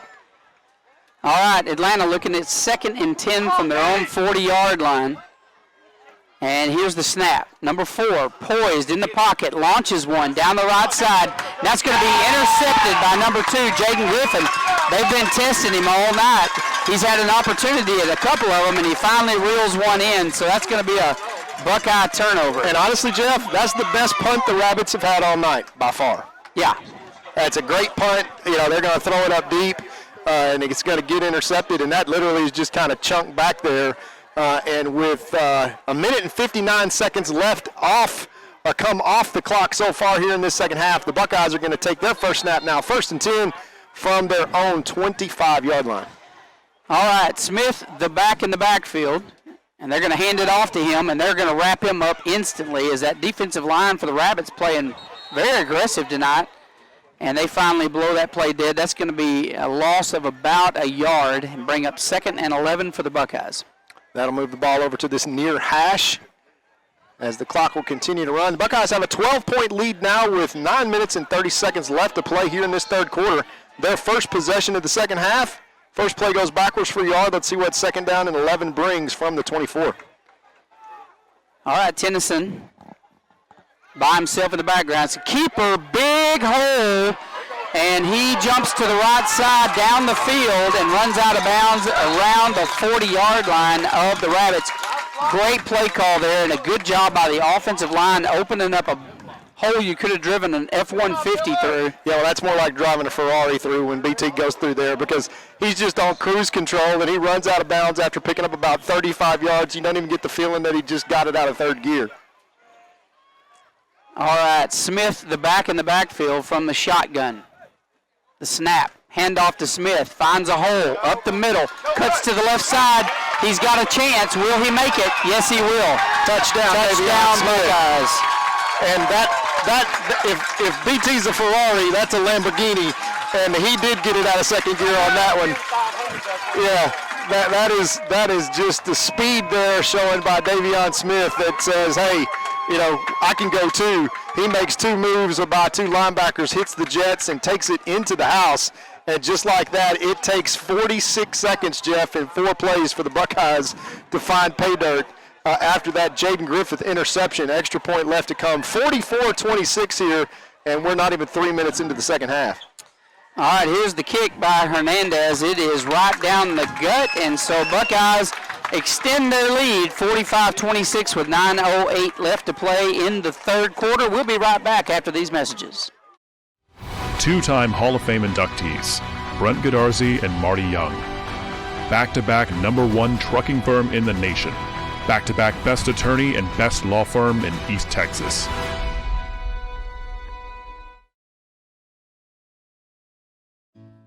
Crowley Funeral Home has been serving families in Gilmer since 1883. Funeral director and Gilmer High School graduate Troy Murray leads the professional staff at Crowley Funeral Home and is committed to providing dignified, respectful, and compassionate assistance to every family in their time of need. Crowley Funeral Home feels strongly about maintaining high standards of excellent service while still keeping prices affordable. At Crowley Funeral Home, we treat your family as our own. All right, we want to thank our sponsor there, Crowley Funeral Home, and that was an appropriate commercial because so far the Buckeyes are burying the Rabbits. See, I can do that pun thing too. That was punny. Yeah, exactly. We're having a whole lot of pun out here tonight. That's exactly right. Buckeye kickoff team on the field once again, and it's a big, long kick by Hernandez, going to be fielded on the 10-yard line. As he cuts, number 15 dodges one would-be tackler and comes right up the gut. A good return there, out past the 30 to the 32. And so here comes Dickerson and the offensive unit for the Rabbits to try to get something going, get some momentum going with 9 minutes left in the third quarter. And here comes for the first time, Jeff, here in the second half tonight, number 5 back for the Atlanta Rabbits. He is some kind of special with the ball in his hand. That is senior Caleb Hamilton. He is electric now with 4 and 5 back there in the backfield. Hey, you got to be able to break down and catch these guys. Yeah, and you got to be able to tackle them. They're going to run an option, and they option it off to number 5 as he gets down. I was worried he was fixing to break down the sideline, but he does get down before forced out of bounds, probably real close to the first down marker. Not going to quite get there. We're going to call that a gain of about 7. That'll bring 2nd and 3. Ball spotted on the 38-yard line. You notice they run away from number 10, Luke Watson, which is not a bad strategy. That's good strategery. And once again, they got that combination of speed and athleticism there in the backfield, and look for them to ride it. All right, fumbles the ball a little bit. Number 4 tucks it, and he's going to get back maybe to the line of scrimmage as he just nearly drops the ball there. And it's 3rd down. We're looking at about 3rd and 4 for the Rabbits. We know that they went for a 4th and 1 earlier, so down with 19. The score, they're going to do it again if they have to because they're down 19 points. We'll see if the Buckeyes can get a negative play here, Jeff, which would be huge. 3rd down and 4 if they can even hold service. A 3rd and 4 or 4th down and 4 would be something they would probably go for. Look for them to come to the wide side of the field here. Looking for a fumble, not going to get it. Coming hard, backside, and broke up the play. Luckily, we didn't get a flag back here on the backside. I was a little worried about that. Luke Watson came around the back and just clobbered, number 4. Dickerson, the quarterback. They're going to punt this football, Jeff, and that's probably a good move as Roe Fluellen will retreat back to about his 30. Now, Jeff, unlike the first half, the last punt was tremendous. I mean, was absolutely tremendous. And it was the same punter that is perfectly capable of booming one down here about 50 yards. And if they got in any kind of a roll, goodness. He does a great job of catching that. That could have been and another booming punt. Rowan calls for a fair catch, and he drops it. And for the second time tonight, the Buckeyes turn over the ball on a punt. And so that is recovered by the Rabbits. Just more self-inflicted wounds for the Buckeyes, Jeff, as they get them off the field, and then for the second time tonight, fumble a punt. Man, that ball had some hang time. Well, I mean, it was in the air. He's a gutsy kid just for trying to get under it, I'll be honest with you. If I saw that coming, I'd let it take a bounce. I mean, that's pressure. You got 3 or 4 guys around you. You're trying to call a fair catch. Ball gets lost in the lights. If you've never caught a punt that high in the air, it's moving and swirling around. It is tough and gets lost in the light. So, second turnover of the night on the punt return team. You can bet they're going to be working on that this week a little bit. But that's all right. Look at number 4, just snags a bad punch. Goes for the end zone. Intercepted. Look out. Number 2, great out. Number 6, Marche brings it back out past the 20-yard line. And Marche, great job there on the interception. That is his second. Nope, that was Jaden. Nope, that is his second, isn't it? It's his second. And Marche completely bringing the Buckeyes back. So one play turnover gives them the ball exactly where Rowe was going to catch it in the first place. So Spraggs basically says, hey, little brother, I got you. One play, we'll be right back here where we started. No worries. No worries. 1st and 10 Buckeyes now from their own 23-yard line. 45-26, 19-point lead, but don't look for the Buckeyes to take their foot off the accelerator. All right, set up a good screen. Look at that move. Look at that move across the midfield. Turns on the Jets. That was Rowan Fluellen. And big first down there as he gets out past the 35-yard line. Well, you like to see with the young sophomore that Coach Lipsy got the confidence to go right back to him after that punt fumble, and he delivers. Moves the change for the Buckeyes. 1st and 10 now out to the 36-yard line. All right, handoff number 2, Griffin, around the left side. Nice run there by Griffin. Got another guy on the ground for, and that's Cramps, I think, big number 35. And that was one where, Jeff, we were walking on up the driveway, and number 35 came up behind us, and I thought we had an earthquake. He is a big boy as he's coming off the field now, or trying to come off the field. All right, here's the snap. Looking downfield, throws a beautiful pass to Dylan Fluellen, breaking tackles, and gets inside the 30-yard line to the 29-yard line. Great catch there by Dylan Fluellen. Great throw, great catch, and just when you can put the ball in a window like that, Jeff, you just, good luck. There's nothing you can do to stop that one. And once Dylan reels it in, you can see his ability to get those yak yards. That's the yards after the catch. Now watch for big number 24, Choice, coming right down your throat. All right, handoff up the middle. Choice fighting his way forward, gets down to the 25-yard line. Yeah, and there's another player down, and he just got run over by, and the license plate on that truck said number 24, Choice, as he lowered his shoulder and left a rabbit in his wake. And we will take a quick time out here, Jeff, and be right back after these messages. Gilmer National Bank is your hometown community bank, serving people in East Texas for over a century. We are your neighbors, friends, and partners in making this a great place to live. Our employees make us a special place to do business. We are there for you when you need us. Come by and see us and find out what makes people say, "That's my bank." Gilmer National Bank, an equal opportunity lender and member FDIC.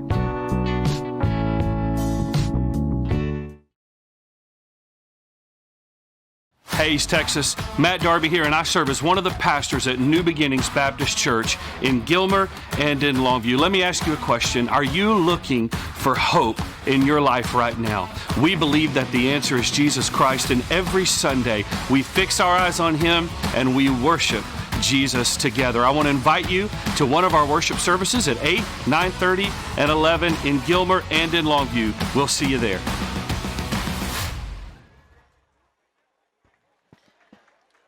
And we're back to the action here, Jeff. A few shout-outs that we want to say one more time. The Scout Team Players of the Week, Aaron Nelson and Pancho Gonzalez. Guys doing a great job there all week long, getting this varsity team ready to play. It's so important that every man is doing his job. And I want to thank Eric and Pancho for doing theirs this week, Scout Team Players of the Week. And the Buckeyes pick up about 4 on that choice carry and knocking on the door. Let me tell you something. When you get the Scout Team Award, that means you got a great attitude and you're a hard worker. So that's a great compliment to get that award. So congratulations to both of those young men. All right, handoff, choice, up the middle. Moving, dragging, fighting, gets back down to the original line of scrimmage, 25-yard line. That's going to bring up 3rd and about 7.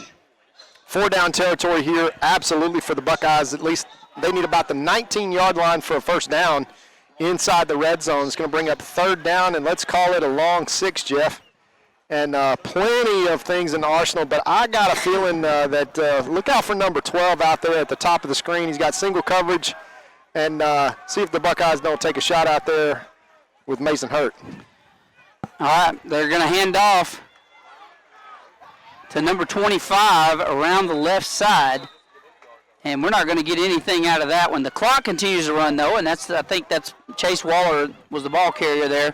And I think what we're doing here is running a lot of clock. We're down 5:51, 45-26. If you're just joining us, the Buckeyes lead, and they are down, and they're going to go for it. They're interested in running clock at this point. Yeah, you got man-to-man on top and man-to-man down here in the bottom of the screen. Okay, they're going to fake the handoff, and look at this. Rowan Llewellyn gets another touchdown, the sophomore. What a job by Brandon Tennyson right there. He hands that off, freezes the safety, reads and pulls it, delivers a strike. And Rowan Llewellyn, who has just made a huge impact. I texted him the other day and I said, hey, the inside track on the newcomer of the year this year for pretty much all of 4A is wearing number 17 for the Buckeyes.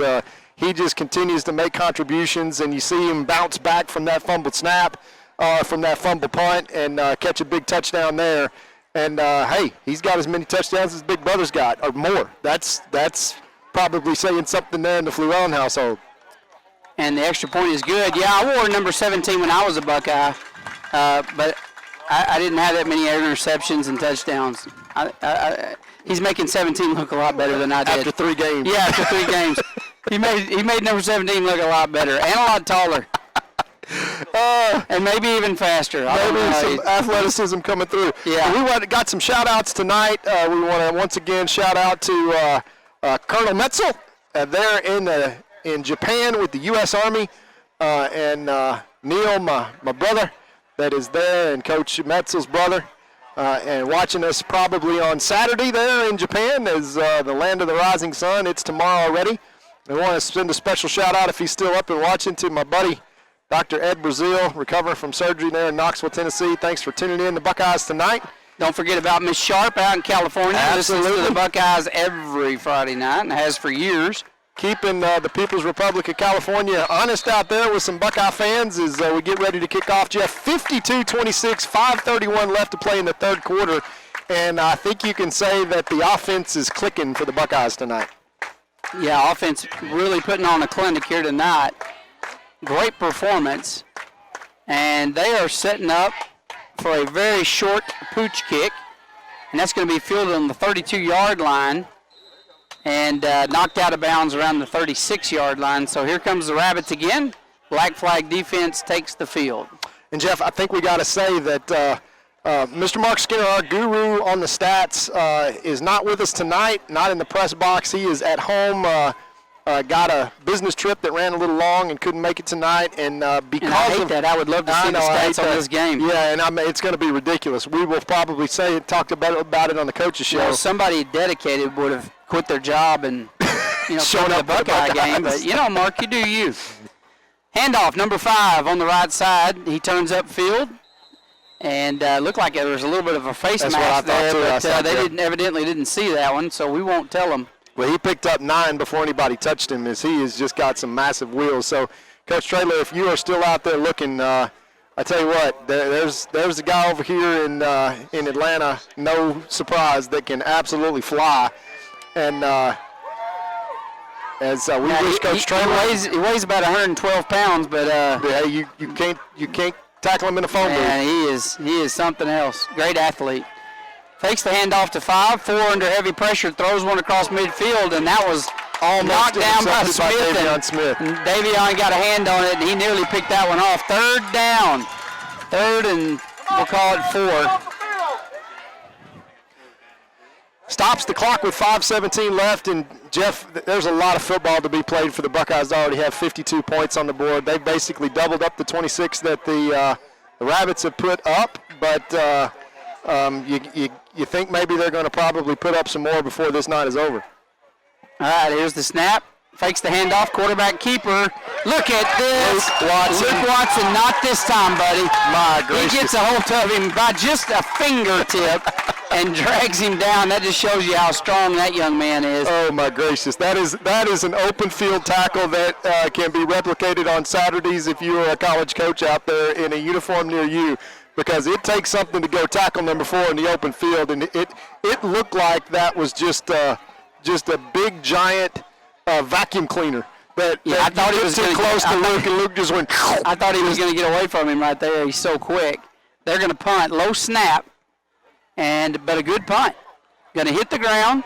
Cody's going to get away from it. They're yelling poison, poison. You know what those look like to me, Jeff, as the ball rolls down dead at the 11? A whole lot of stat yards for Brandon Tennyson. Oh, I know. Yeah. Give him a long field and let him add to the total. The numbers going to be ridiculous. We got 4:25 left in the 3rd quarter. The Buckeyes haven't punted at all tonight, right? No punts? No punts tonight so far for the Buckeyes. So they have scored on every possession. Yeah, we have turned it over. Yeah, we turned it over inside the red zone early in the first half, but 89 yards away from pay dirt, and let's see how long it takes the Buckeyes, who have just been absolutely surgical tonight offensively. 4 plays. They hand it to Guidry. Guidry fighting out of a tackle. Look at this guy go. And he just wouldn't go down. And that's what I love about watching that young man run. He has just got so much heart. My wife was a teacher in 3rd grade, and she said when he came through there, he was just like that on the playground. She said it was scary to even watch. He just was the same energetic, fight to the death, kid as he is now. So he hasn't changed much over the years. Tennyson pulls up and tries to throw one outside. That's going to fall incomplete. That's going to bring up 3rd and 7, and probably going to the air here with Tennyson and the Buckeyes. Let's see if they go spread here and go 5 wide. And you look up top, you got the speedster Marche Spraglin out there wide, Jeff, but he's got a safety over the top as they're just playing cover 2, and that should open up the middle of the field. So let's see who the slot men are and see if the Buckeyes don't target the middle of that field to try to pick up this 1st down. All right, here's the snap. Tennyson dropped back, heavy pressure. That ball, lucky we didn't. They got a hand on it. It wobbled severely through the air, and luckily that fell in an open spot, because that could have been an easy pick. And here's your first punt of the night coming up here, Jeff, as it's 4th down. And we are going to see the first punt for the Buckeyes with a 26-point lead, 3:48 left here in the 3rd quarter. And Cody Guidry is going to have a chance to do that rugby punt, and he's got a lot of green grass in front of him. And don't punt it to that number 4 who is standing at the Buckeye 45-yard line. Cody is going to be. Joe Dodd's blaming me for jinxing us by saying we hadn't punted tonight. Guidry gets a good snap. He's going to come around and punt. And catch it, Jeff. Catch it. Yeah, it's going to be a high punt. Going to go out of bounds. No, look at this bounce that it took. Unbelievable. Cody's like, I meant to do that. That ball went straight up in the air and then made it all the way down to the 49. Hey, 40-yard bounce. 40-yard punt, but still didn't get out of Buckeye territory, which shows you how far he was. I mean, he was standing at his own 1-yard line when he fielded that punt. And Cody's so good at getting the bounce off those rugby punts, and that I thought that was going to hit our tent when that left his foot. Yeah. But that rugby-style punt, he brought it back in and kind of put that hook to it and kept it on the fairway and got the bounce. 1st and 10 Atlanta now. And once again, number 4, number 5 in the backfield, Jeff. The Buckeyes can't relax here, up 26 points. Otherwise, it won't take long for the Rabbits to add some more to their side of the. All right, number 4, looking to pass. Going downfield. He's got a man open, but got held up, couldn't get there. That would have been an easy score had number 10 been in the right place at the right time. And you can tell the young sophomore, as athletic as he is, not quite yet an accomplished passer.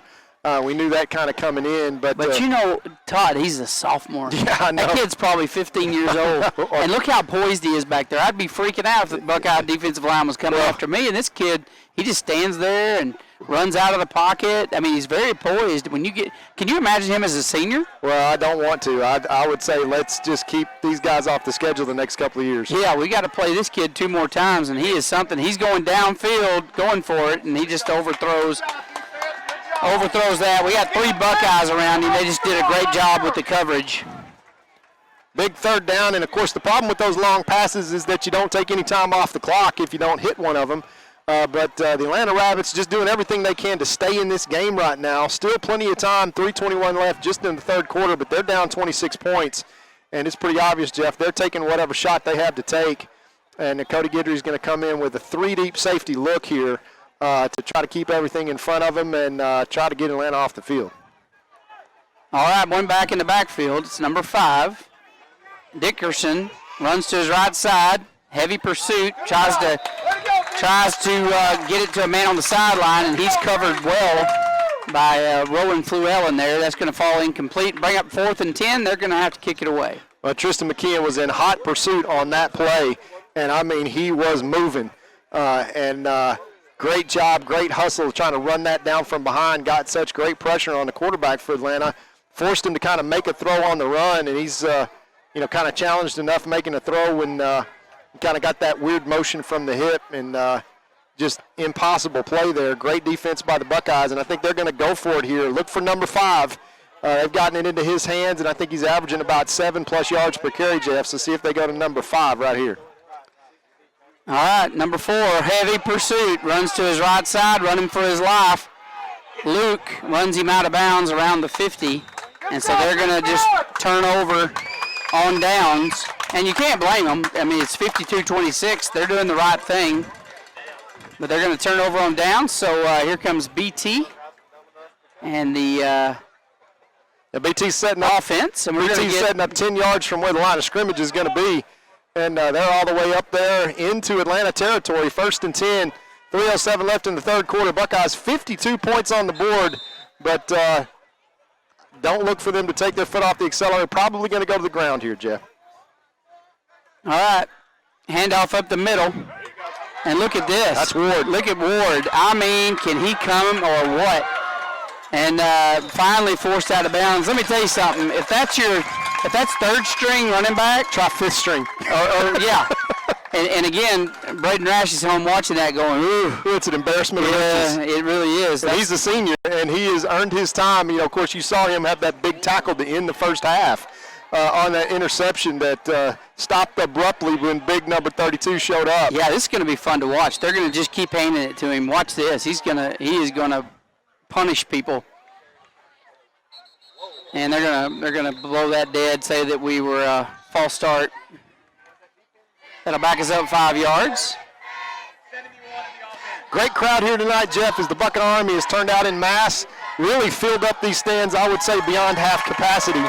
As we were definitely just half capacity. 49. Exactly. Yeah, we were at 49.9%. There's no question. I counted every single person coming in. We used every ticket they sold us. That's right. Handoff once again to Ward. Bounces out to the right side, throwing a stiff arm. Look at this. Fighting his way forward. Gets a few yards there. Maybe back just past the line of scrimmage. After the penalty, that's going to bring up second down, and let's call it 15. I think he may got back to the original line of scrimmage. And the Buckeyes content to keep this on the ground and hopefully keep the clock running and get the big senior Ward some carrying time. All right, they're going to pass this. It's going to be complete. Look at this. Slippery. Number 19 going to take it all the way to the house. You better believe it. What a great job there on a little inside pass by Parker Gillow. That's his Parker had a touchdown earlier this year. And Jeff, I got to tell you, we didn't give credit to Parker when he made that great catch in Henderson in the rain because we couldn't see. Yeah. But Parker, hey, this was your moment. This is all you, bud. Yeah, we gave that to his cousin, Mason Hurt, but we went back and corrected ourselves. But Parker does a great job right there getting downfield, getting in the back. There's another great quarterback. Parker was the JV quarterback last year. He can sling a football too. So, well, I tell you what, BT needs to go give him a pat on the helmet because he just added another touchdown pass to the total, and that was just a screen pass, and Parker did the rest. Brings the score to 59-26 after the extra point is good, and the Buckeyes busting the scoreboard here, and we're not even in the fourth quarter. We'll be right back after these messages. At Farmers Insurance, we've seen almost everything, so we know how to cover almost anything, even a rock and wreck.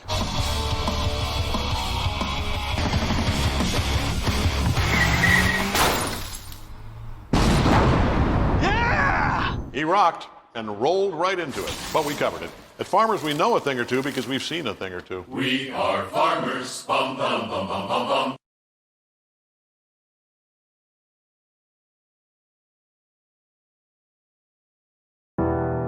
When tragedy strikes, you don't want to be in a position where you're second guessing your lawyer's ability or the resolve to get you fairly compensated.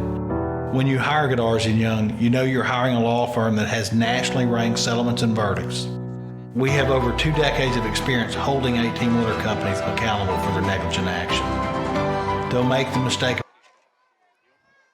Parker Gillow on the touchdown reception on the screen pass. He does the rest, and the Buckeyes kick off. Fair caught at the 22-yard line. And with 2:28 still left in the third quarter, the quarter that just does not want to die, out once again come the Atlanta Rabbits, who went strictly to the air, Jeff, the last possession. And I think they're going to do it again. Yeah, they ran 4 plays, and it took all of about 8 seconds because everything was an incomplete pass and stopped the clock. And lots of subs playing now here for the Buckeyes. Put 59 points on the board, Jeff. It's 2:28 still left in the third quarter, and we've turned the ball over 4 times. I mean, it's great because everybody's playing great, and there's still so much to work on. All right, we got a handoff by the Rabbits up the middle. Nice run out past the 30-yard line. Nice tackle there by number 13 for the Buckeyes. That's Taylor Griffin. Senior coming up and making that play from his outside linebacker position.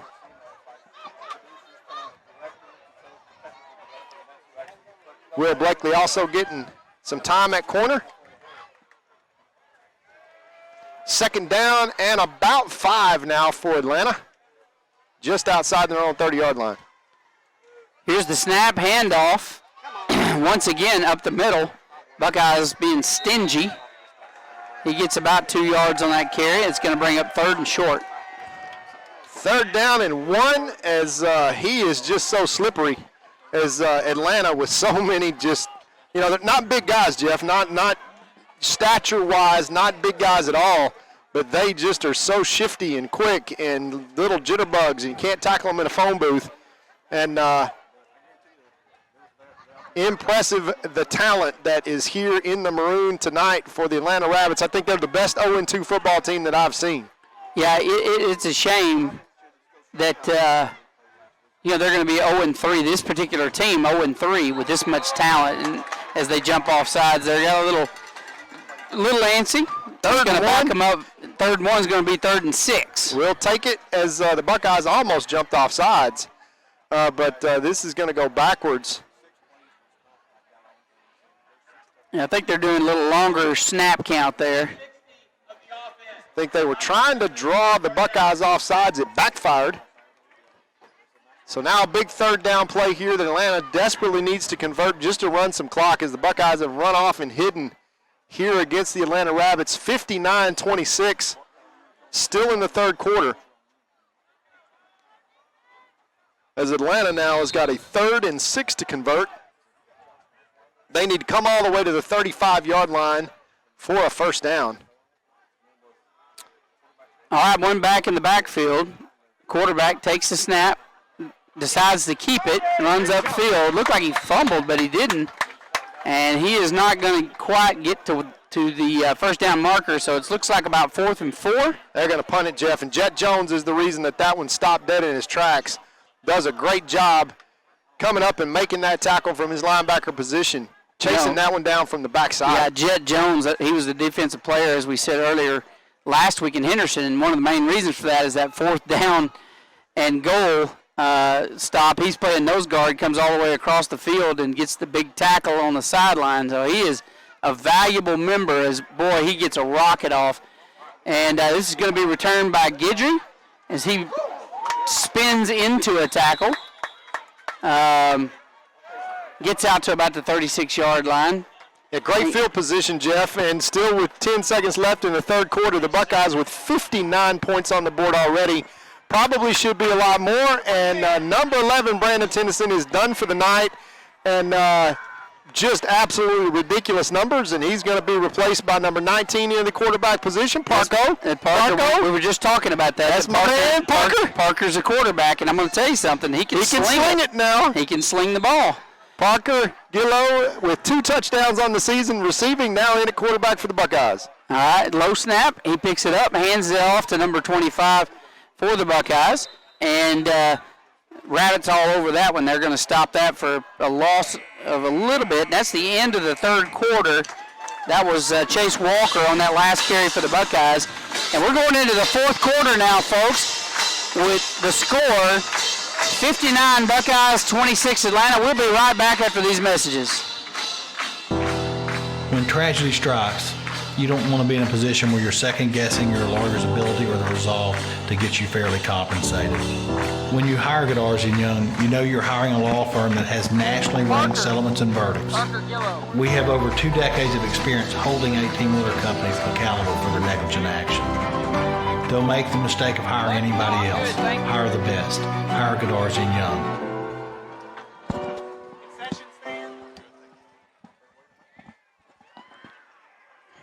Extra, extra. Read all about tonight's game in Thursday's Gilmer Mirror, complete with pictures, coaches' comments, and a look at next week's opponent. The Gilmer Mirror has been serving the citizens of Upshur County since 1877.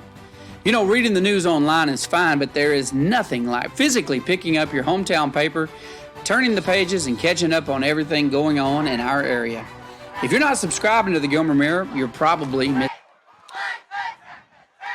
All right, back to the action here. Parker Gillo, the quarterback. Handoff up the middle to Ward. Look at him go. Look at this guy run the ball. Go, Ward. Take it to the house, brother. Look at this young man all the way down. Stiff arm. Give him a touchdown. What a run by Ward. What a run by Ward. How about that for your senior fifth-string running back? Oh, my gosh, this guy is something else, isn't he? 100 yards rushing in the backup duty and takes 2 to the house.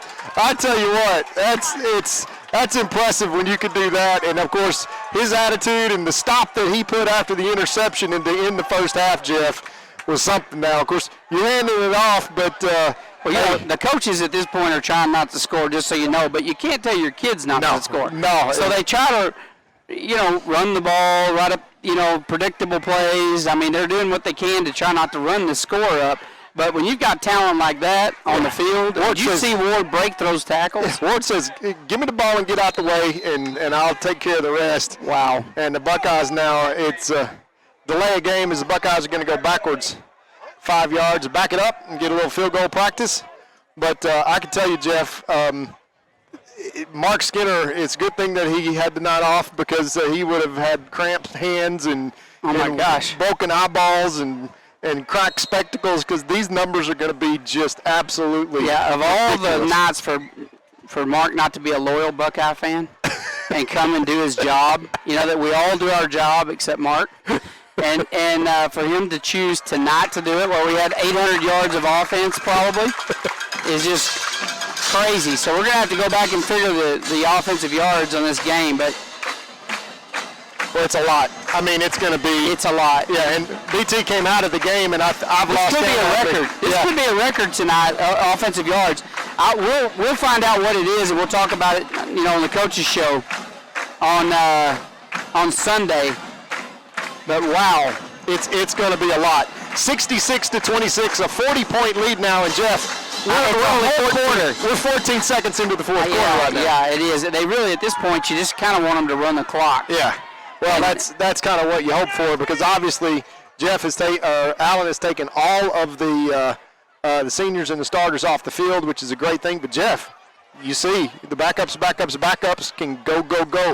His brother Ward has put on a little bit of a clinic here in the second half. He really has, and I really hate this for Atlanta, because I'm telling you, folks, they're better than what the scoreboard. They really are. Yeah. They really are. We've had a good offensive night. I'll tell you three things. The 3A Division I teams that we have seen on film, and who Atlanta has seen, which is Gladewater, Dangerfield, Paul Pewitt, and this team, all may very well be playing and in the Final Four from a regional standpoint in December. Fumble. They fumble the kick return, and they're going to go backwards, lose some yards. They're going to be back on their own 18-yard line, which is bad news if you're a Rabbit fan. So here comes the offensive unit once again to try to get some, we got an injury timeout on the field. And, Todd, what you hope they do here is, either run the clock or just keep the ball on the ground and let the time expire, because they know that we're going to do that on the Buckeye side. We're gonna keep the ball on the ground. And so we've got an injury and got paramedics coming to check that out. So while we're doing that, Todd, it's been a great season so far. Yeah. We've been on the road for 3 games, obviously, and now we have the next 3 games at home. Thank goodness. So we're going to be able to be set up in our own box at home. And Rick was talking about, for any of you that may not have heard earlier, I was talking to Rick during halftime, and he was talking about tickets. Tickets go on sale at 8 o'clock on Tuesday, and so you got to go online, GilmerBuckeyes.com, buy your tickets, and you better log on quick. There are 1,200 tickets. There's probably going to be about 800 sold to the public or so. So you're going to want to, as they help Cody Guidry up and off the field there, got a little injury, and he's limping off the field, but he's a tough kid, and he'll be back shortly. So that you will be going in on the home side. They're working on that parking lot. You'll be parking on the home side, going in on the home side. Tickets go on sale 8 o'clock on Tuesday night, so make sure if you want to come to the game, you get on quick and get those tickets bought. And don't forget, we're under COVID rules, so bring your mask with you and try to do social distancing the best you can. All right, handoff up the middle, got a hole. And about a 10-yard run, probably going to be enough not quite enough to move the chains. We'll call that a 9-yard run by Atlanta. Let's get some ice there on Cody's knee. Yeah, hopefully nothing sincere, maybe just a stinger there, because you certainly don't want to lose Cody. Here's a snap. Handoff once again up the middle. Great job there by the defensive line, making the stop. He does get the first down. That will move the chains. And Atlanta satisfied to keep the clock rolling at this time. So 3 things that just to cover. First of all, we made it through the first 3 games, 3-0, 3 away games. That's the first most important thing. Secondly, hopefully we get out of here healthy. And then thirdly, appreciate all the Buckeye fans that have kind of bared with us as big Matt Burton just makes a play. My gracious, he is something now.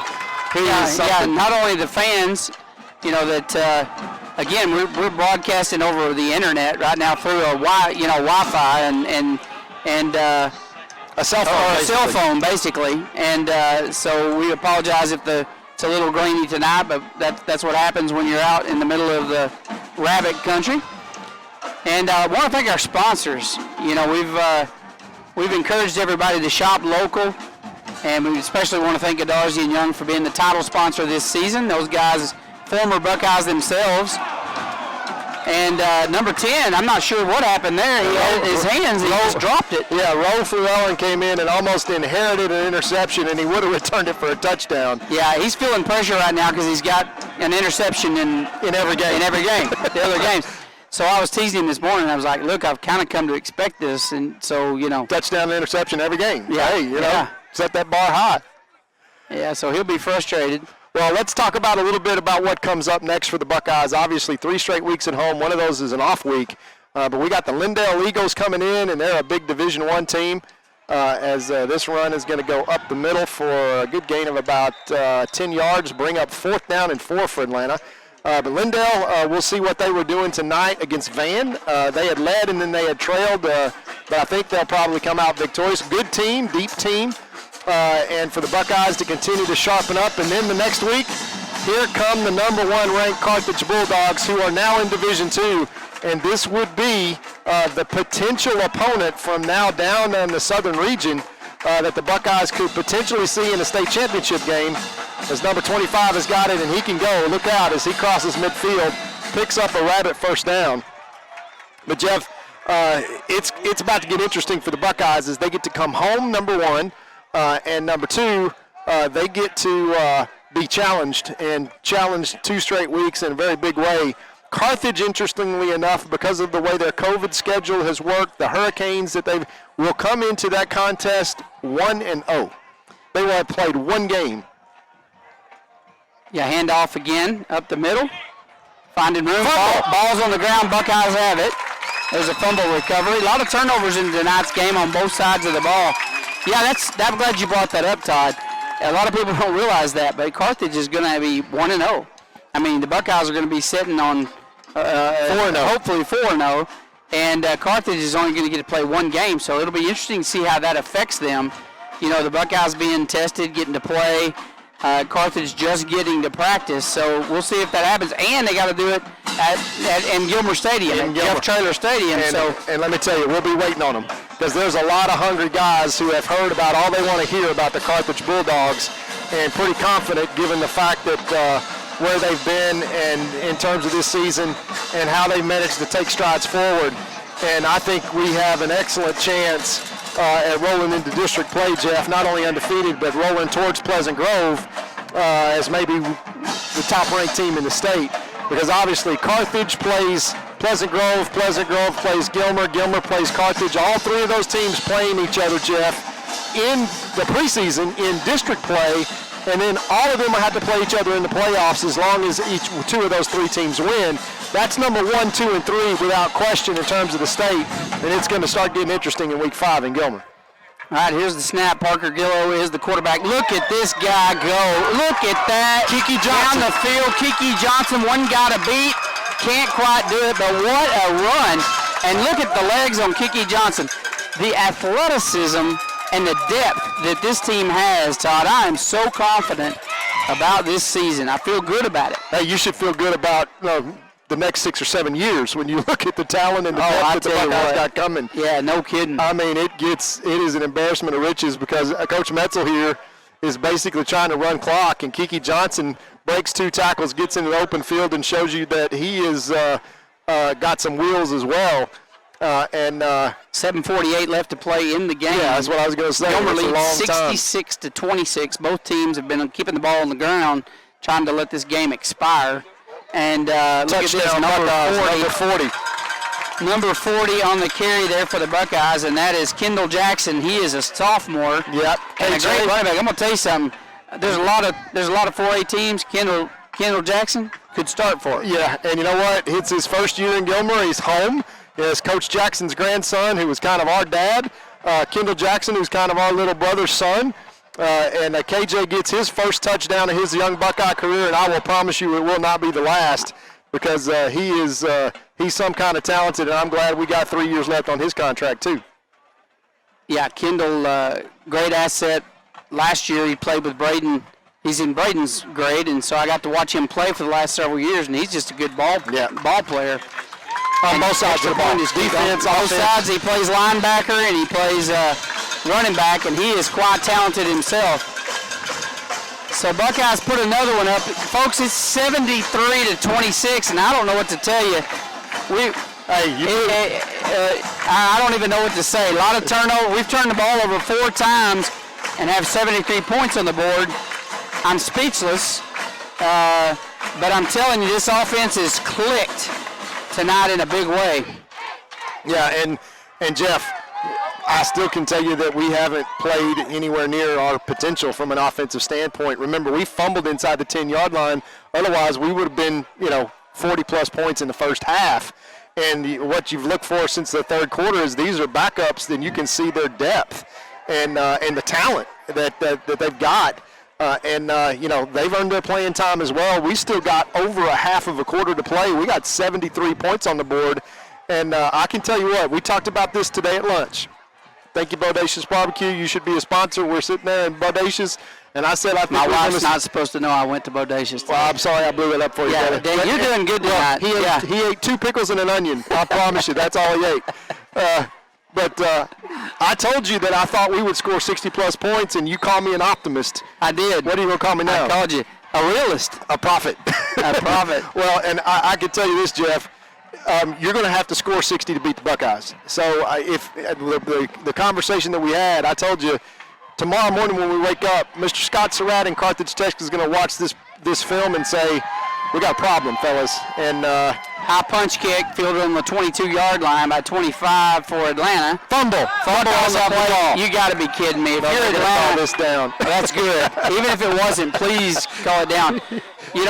I remember Jeff in the past calling refs over and go, look, man, I'm doing my part. Can you do yours? Yeah. Throw a flag, give whatever you got to do, back us up, because obviously Buckeyes not trying to run the score up in this game. No, well, these are handoff plays, Jeff, that you've got talented athletes. Kiki Johnson, Mr. Ward. I mean, these guys, Jeff, are good football players, to your point, that would start pretty much in any other team in East Texas. And great program guys. So we are now number 14 in terms of points in a single game scored at 73 in Buckeye history. We scored 71 in 2007. That team had Stump Godfrey and Justin Johnson on it, went and played for the state finals. As we hung 71 on Tatum, and we are now number 14. And just the next, you see Stump Godfrey scored 76, and the 2010 team scored 76. Then you got to go all the way back to 2008. That's Curtis Brown's year. And Stump Godfrey's year, they scored 77. After that, you go back to the 1930s in that 101-point game against Henderson. We're not going to knock on the door of that, but we might score again before this game is over. All right, handoff up the middle by Atlanta, and they're going to get about a 5-yard gain. That'll bring up 2nd and 5 for Atlanta. And gosh, you got to feel for these guys. I tell you, it's just demoralizing for a team that's got that much talent on it. Things haven't gone. Yeah, you look up and somebody puts 70-plus points up on the board, but hey, both of these teams have the capability of still playing in December. As scary as that is, but this is a 3A Division I team, and they've got all the talent to be able to do it. Handoff, Atlanta, and that's not going to go anywhere. I believe that was number 51 on the tackle for the Buckeyes. That was Nick Clark. He does a good job getting off that defensive line and getting back there, making the tackle. Good job, Nick. 6:22 on the clock. Clock is running. Run, clock, run. Yeah, and they're not in a hurry to get off a play. They want to get out of here. I think somebody should go short out the play clock and let's just call it done. Call it done. All right, here's the snap. Number 22, the ball carrier around the left side, and he lowers his head, trying to fight for some yardage. Good defense there by the Buckeyes. He's going to be just short of the first down. It's going to be 4th and 2. And not sure what they'll decide to do here. Clock is still rolling. 5:42 left to play in this game.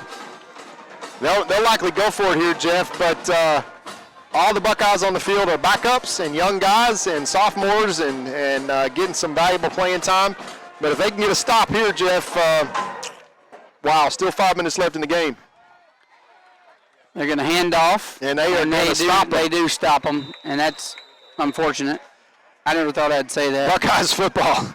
And back comes the offense, Jeff, and what do you do at this point? You literally cannot go tell a kid, hey, take a knee, fall down, run out, you know. We can't set Parker up because all he does is score touchdowns. So on the offensive side, he's the backup quarterback, and he's in. You see number 40 going in for the Buckeyes, and that's Jackson. Yeah, that's Jackson. That's KJ, and you know he can run it.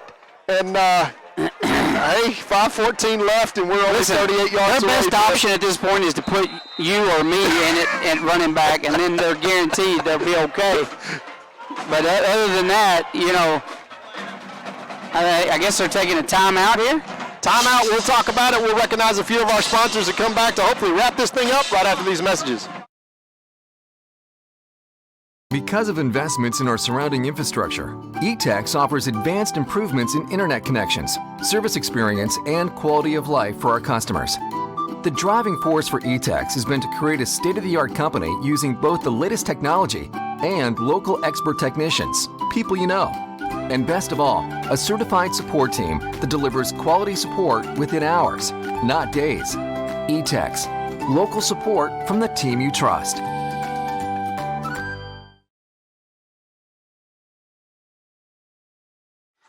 All right, back to the action here, and there has been a lot of action in this game.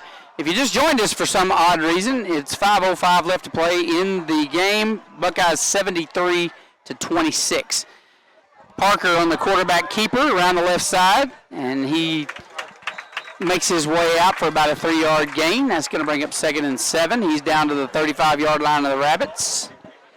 And, of course, they're going to take every bit of time they can here and let the clock tick down and before they'll execute another play. They'll probably hand off to KJ on this next play. Good-looking athlete, isn't he? Yeah, I mean, look at him down there. That's a sophomore, and he is a stout young man. Yeah, I'm glad we've got some years left on his contract. Yeah, that grade, a lot of talent in that sophomore class. So we got a bright future. Handoff to 22. Lost about 8 yards on that play. That handoff was to Landon Watson. Landon just couldn't quite get around the right side. And I don't think we've run that play, Jeff, since about 2013 with 2 backs and one lead. So some just the safest plays that we can possibly find coming out of the off the sideline here with Coach Lipsy calling the plays. With 73 points on the board in 3 minutes, you're just looking for that 3 minutes to run off the clock as quickly as possible. This is going to be 3rd and about 15 here. And probably another run and play coming for the Buckeyes. All right, handoff once again to Watson. He lowers his head, gets back to the original line of scrimmage, plus a little bit, a couple of extra yards, and that's going to bring up 4th and 8. Yeah, and we're going to run it again. And now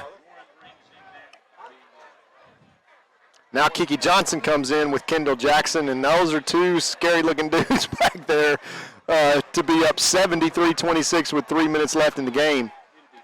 And I think 3 minutes left. Yeah, this is – you don't want to call quarterback keeper because Parker's such a valuable part of the receiving corps. Maybe KJ gets a carry here, but he's perfectly capable of picking it up on 4th and 9. Yeah, don't blink because he can sure do it. He can take it to the house. Hand off to KJ, lowers his head, and he's going to go down after a gain of a couple, and that's going to be turnover on downs to the Rabbits. So that'll be it probably for points. As the Rabbits are going to come out, they'll keep it on the ground and let the clock expire and get out of here. Lucky it's a home game, so they don't have that long drive home on the bus. I used to hate that, man. When you lost a game and you know your coaches were mad and everybody's quiet on the bus and you got an hour drive, that's the worst. Yeah, that Big Mac doesn't go down the same way. And for these Buckeyes, it's going to be a happy trip back. And I tell you what, fans, 3-0 the Buckeyes are going to go with Lindale coming in next week, and the homestand starts for the Buckeyes that will end up with Carthage Bulldogs coming into town before the bye week, before district starts. And it's been an exciting start to the season so far.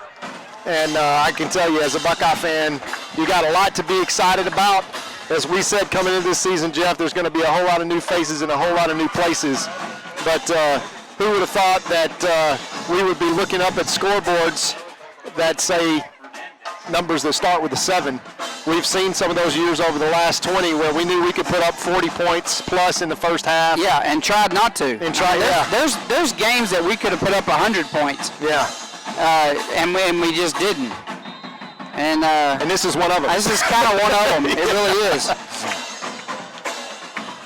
Well, we gotta be grateful that we've managed to get 3 games in with Coach Alan Metzel eras be 3-0. Number 1, number 2, that we're relatively healthy and getting healthier with Bryce Jimerson being able to come back. We got Trey back this week.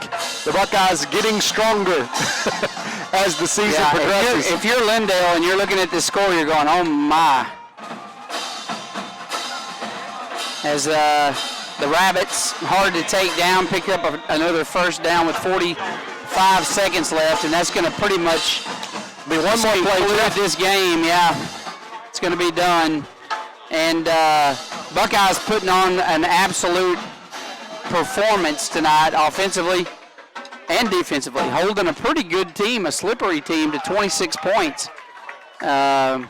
This Atlanta Rapid team, and again, I hope these young men aren't too discouraged. They played valiantly tonight.